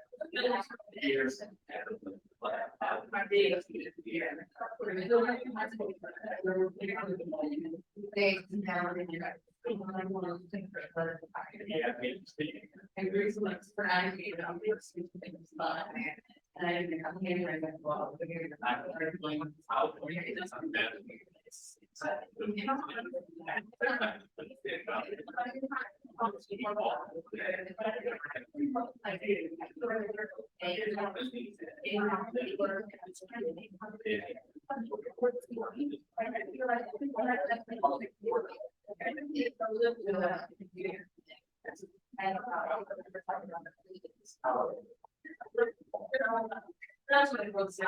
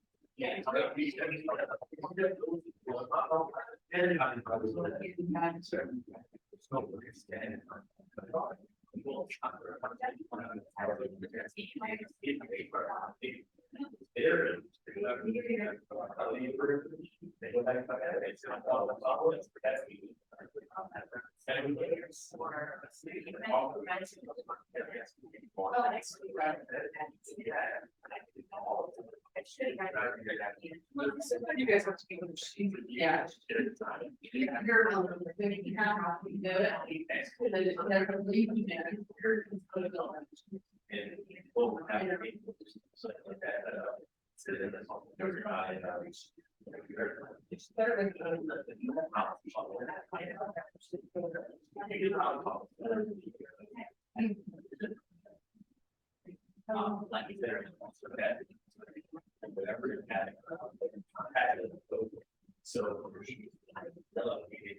All. Yeah. Yeah,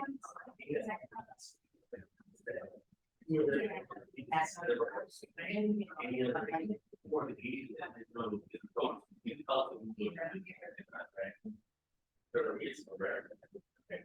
I don't know where to start.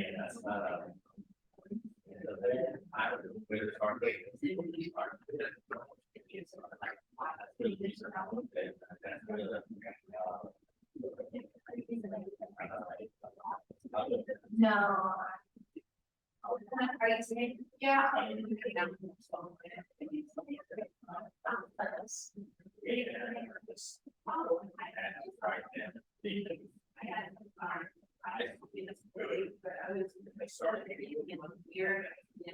Yeah. I was pleased.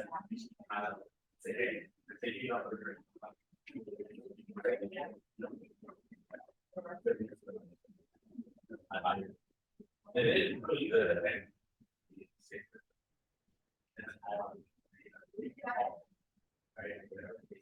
It's hard.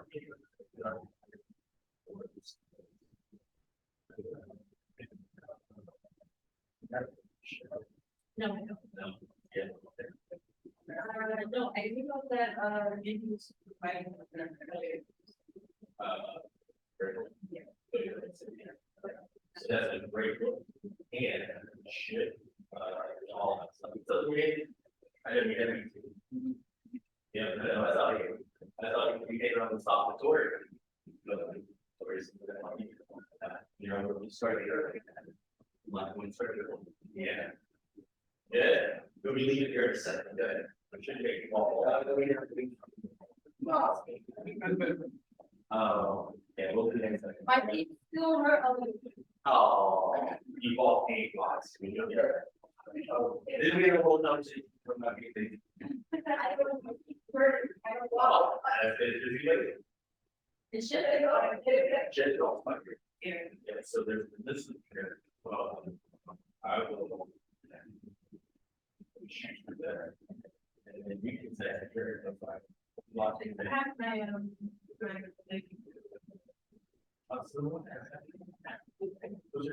Oh, yeah, that, all right. Well, that will pop up. Yeah.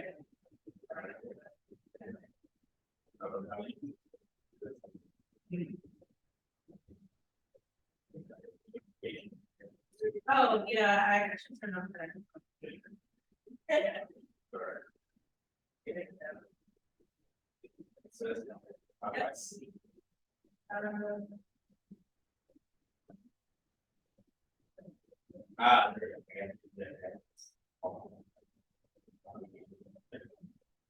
Love it.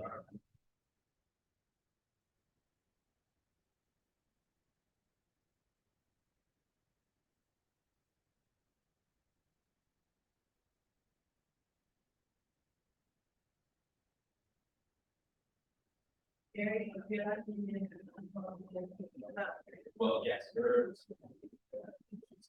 I was telling Jennifer that her. Yeah, it's really weird, I'm like, what?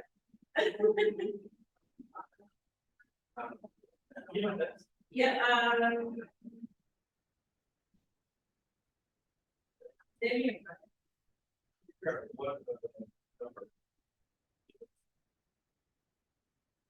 oh, wait, hold on, I think I know. I haven't said it.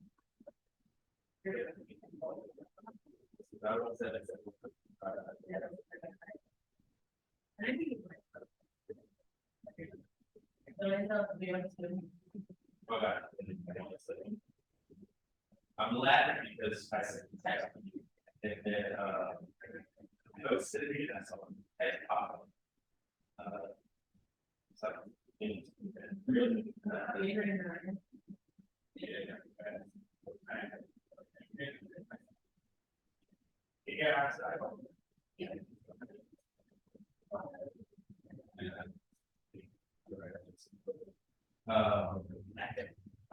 Yeah, so, apparently there's someone. On the property, 506. There's another meeting, 506 Thompson Street had a number before. Oh, really? Yeah, and I know that was the last thing that I did. Technically, I'm fine, but it's right about. Yeah, so I'm saying, I don't know exactly. We're looking to build that particular team out of. And holding that out back here. And.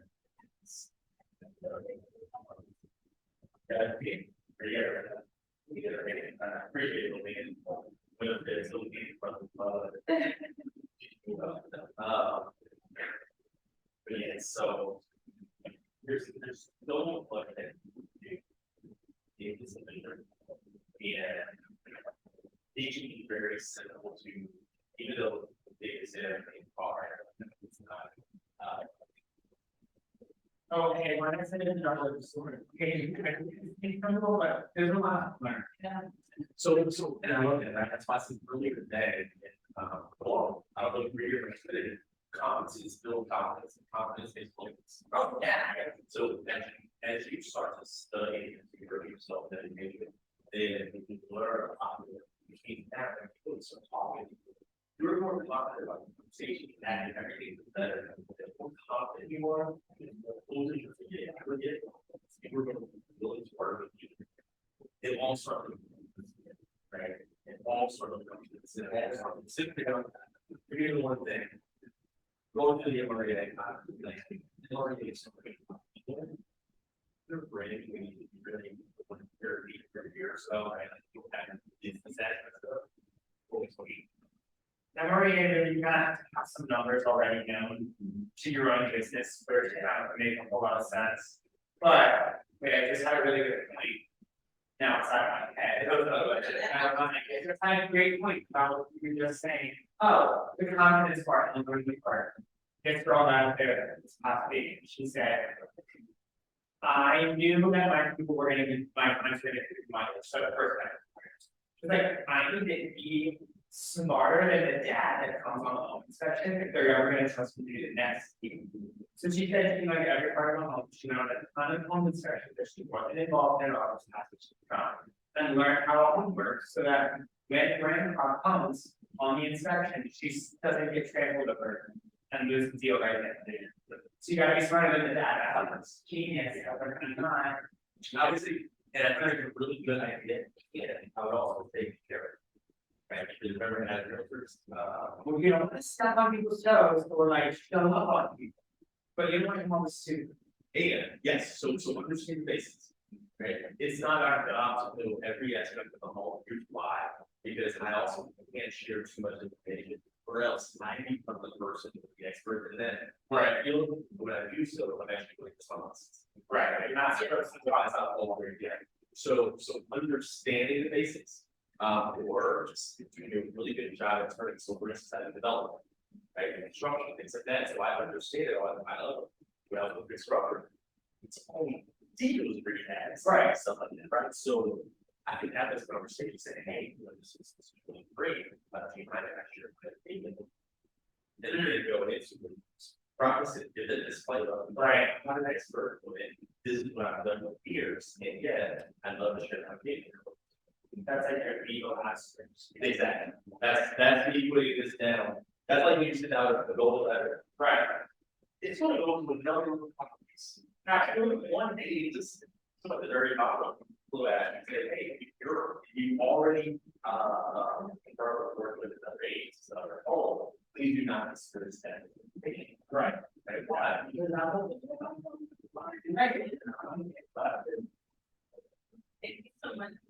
Of course, this is literally.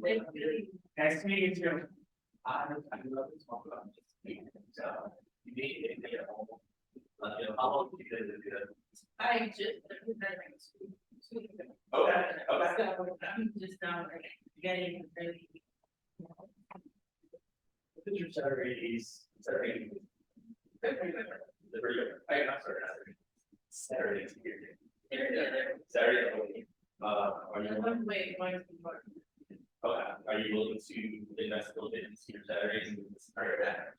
And there's a class that has already started, just started, however, it's really started this Saturday. You're not on, it's small hole, this is the better life by the time it's Saturday, which. Saturday, you should be small in there at Saturday and after the Saturday, so we'll walk out at least 11. Do they have multiple locations? Right now, this year, we only have that. There should be one in. However, that's what we need. And today. Yeah, if I'm not a Delaware. Right. Yeah, but I don't know. Yeah, and I'm Mary. Jerry, Yes. never did that. I will. I'll be there. Is it what? I said it, but then- Oh, there you go. I just literally said about it. Oh, go get them. You know, the everyone story, or either,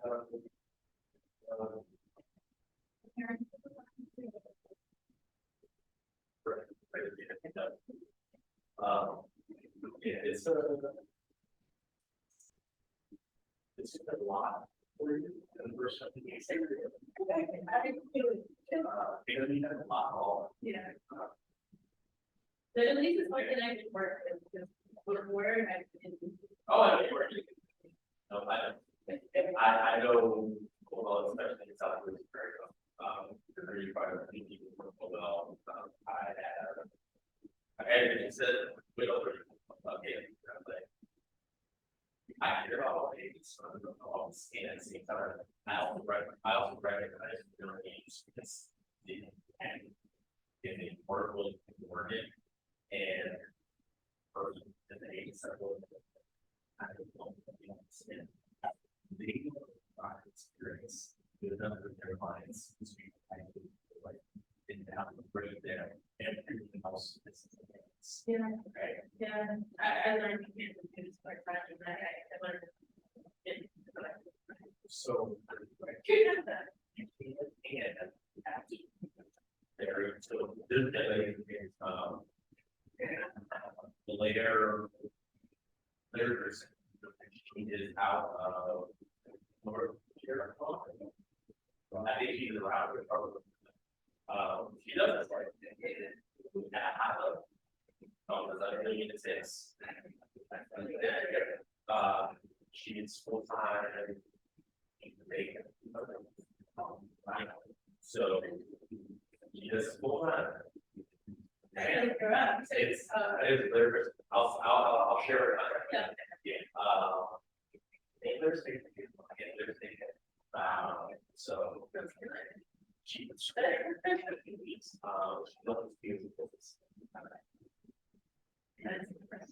My husband, right, he's going his 6th year, he did, 11, 12 his first year. Guy that I work with DJs, Jordan Brothers, and he's even in the first year. And we started off our line. He fired this, so we had fired. And he's like, okay, go ahead here. Just say all about it, so long. Just had a little bit of your network. We just did engagement. Support.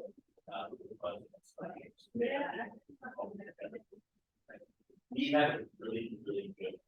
And it's good. It's going to be a lot. Part of it is very about the last it was. I would love to personally. Right, so. I'm not there yet, I'll be there soon. There you go. I'll be there soon. Thank you for that big smile on your face. What's that? That big old extra smile on your face. I'll always been told like that. That's my number one thing, right? I used to say, hey, oh, I think that was just so college school. I think about it. Yeah. Right. Nobody just know that. Oh, like.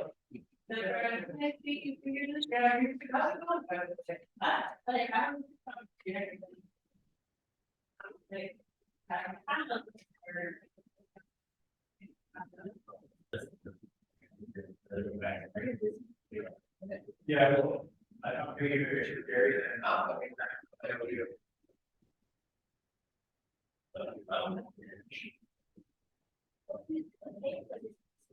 It's critical.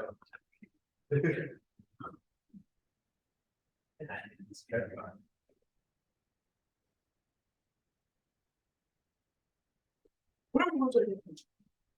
Hey, Richard. Yeah, we're gonna ask you for a favor. Of course.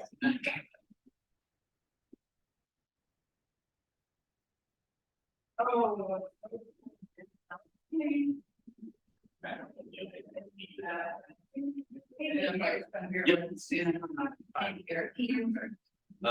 KW Citizen. But all lowercase. Yeah, all of us. All right, close up or full or? Used to be, I'm doing close all of them. Okay. Alright, you're in the middle. You're the star of the show. There you go. No. Oh, I'm doing a video, sorry. You want a photo, right? Yes, please. Okay. maybe I'm gonna get this. It makes it a little small, but.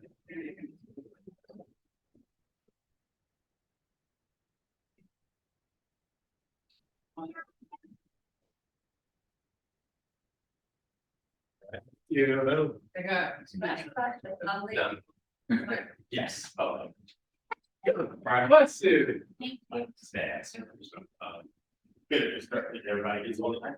Or cheers. Right. All of this. Um, You're welcome. And I don't think about the others. Okay, yeah, we're finishing up some like small program, splits and things like that. And then I start partly getting thought about all the groups of. Okay, thank you, that was a lot.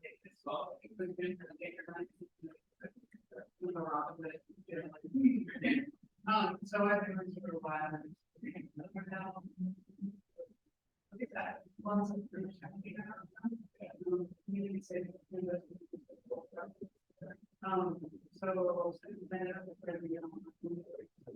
So.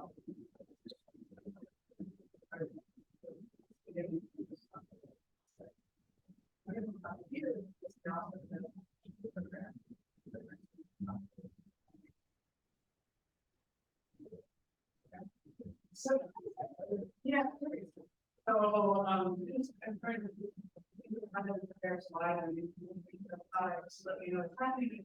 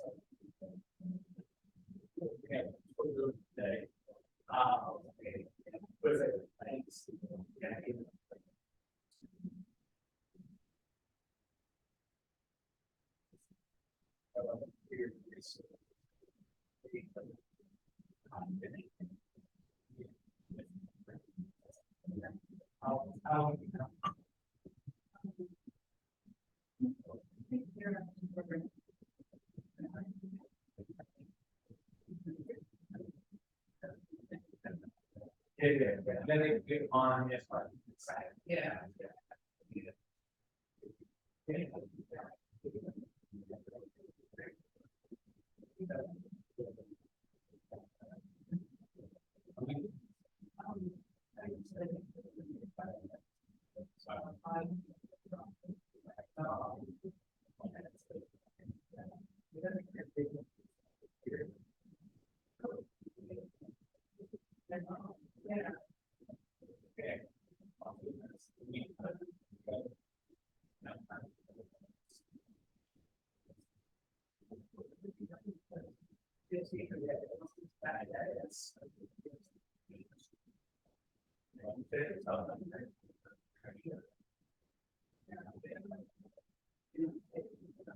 Yeah, that's a lot of things.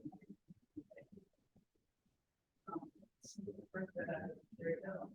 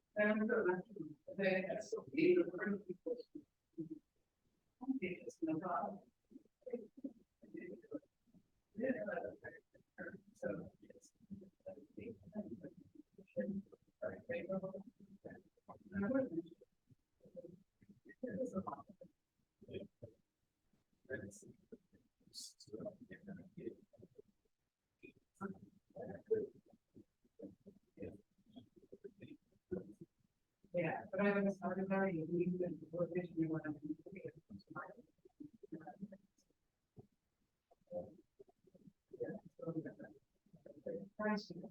So.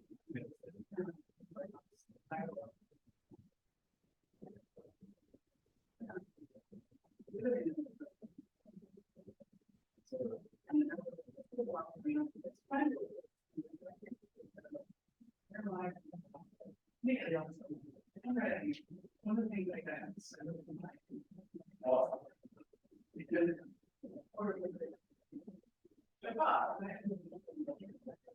So now I.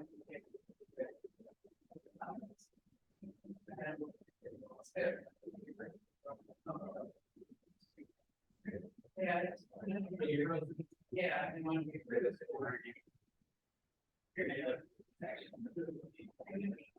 Yeah, yeah, so in addition to the little.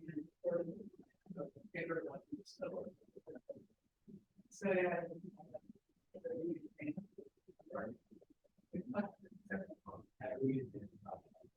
No, it's in the street. So, hey.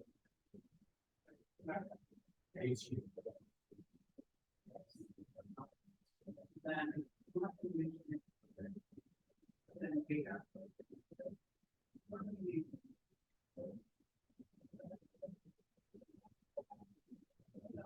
First.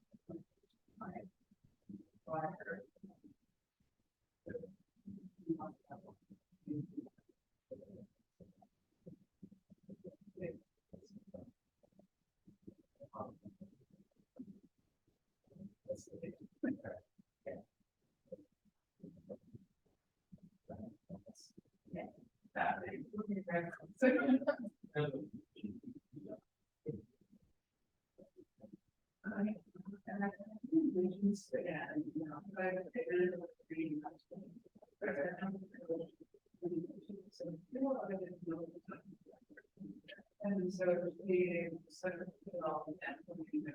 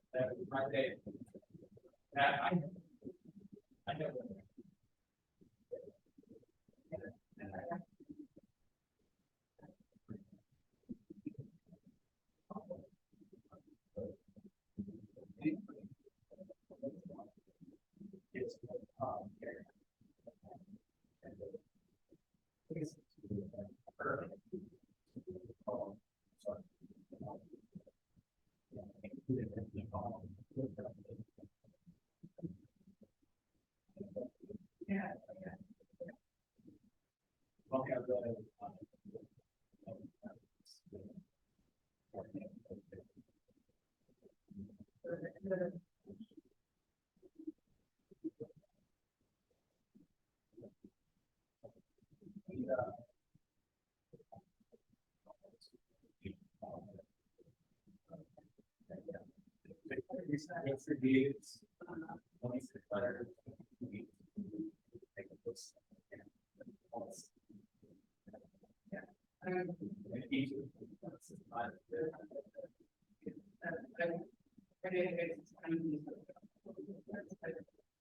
Right now, it's like I'm right around.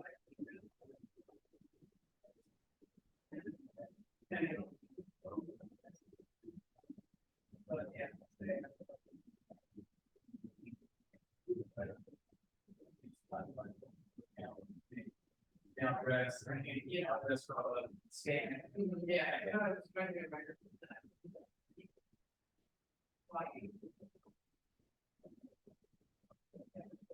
But I'm still wondering what the new generation is, so that my.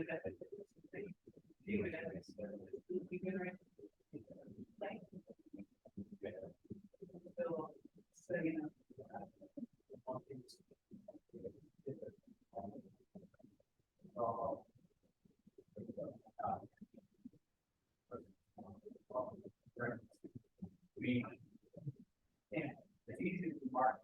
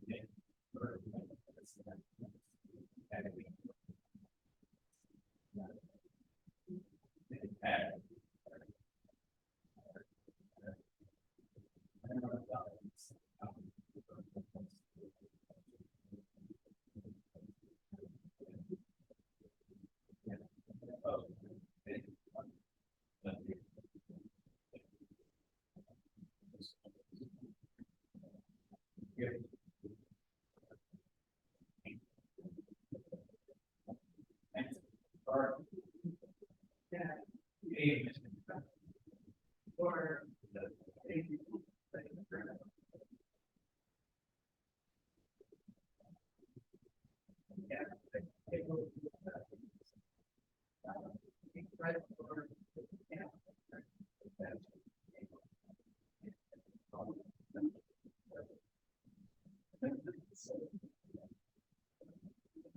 So we're not, good, yeah, prefer better. Yeah, there's a couple of books, I don't know what they're.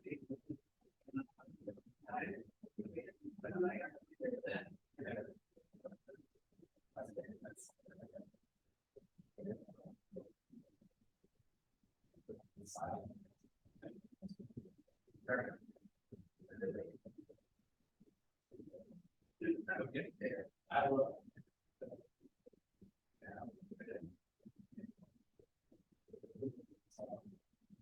I've had a job on the past.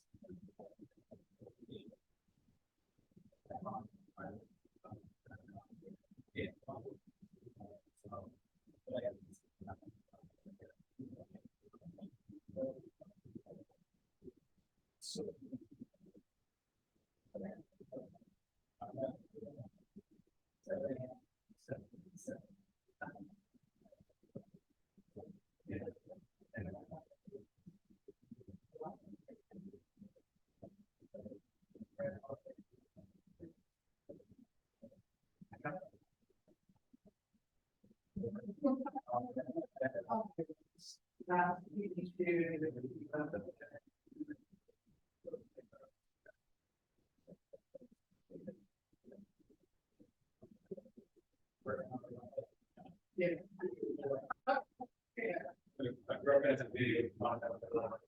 Right, what they say. Respond, they say. Oh, that's the end of your summer. Have you had vacation? So I go to my mom with that. So I get there.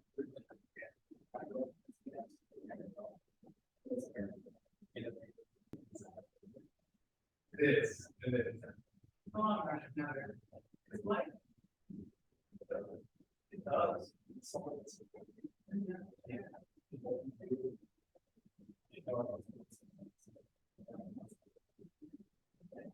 Yeah.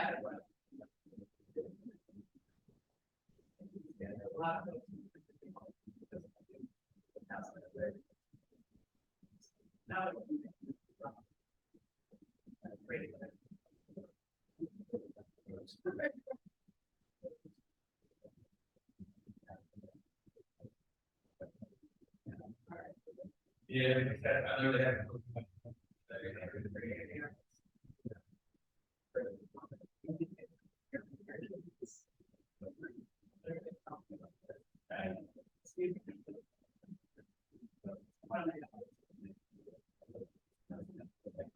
Yeah.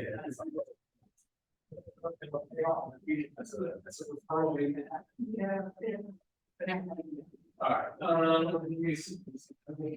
this is on later. It's a great line. No, you don't worry. Okay. You, Stay in your 20%. You're on to the. right, okay. It was good to get that. So I have it written on my door, it says 80-20. And then sometimes when I wander off on my 80%. I'll see it in front of me and like, let me snap back. Yeah. All right, I'll email you about this thing, so you don't remember. Cool, thank you. Sure.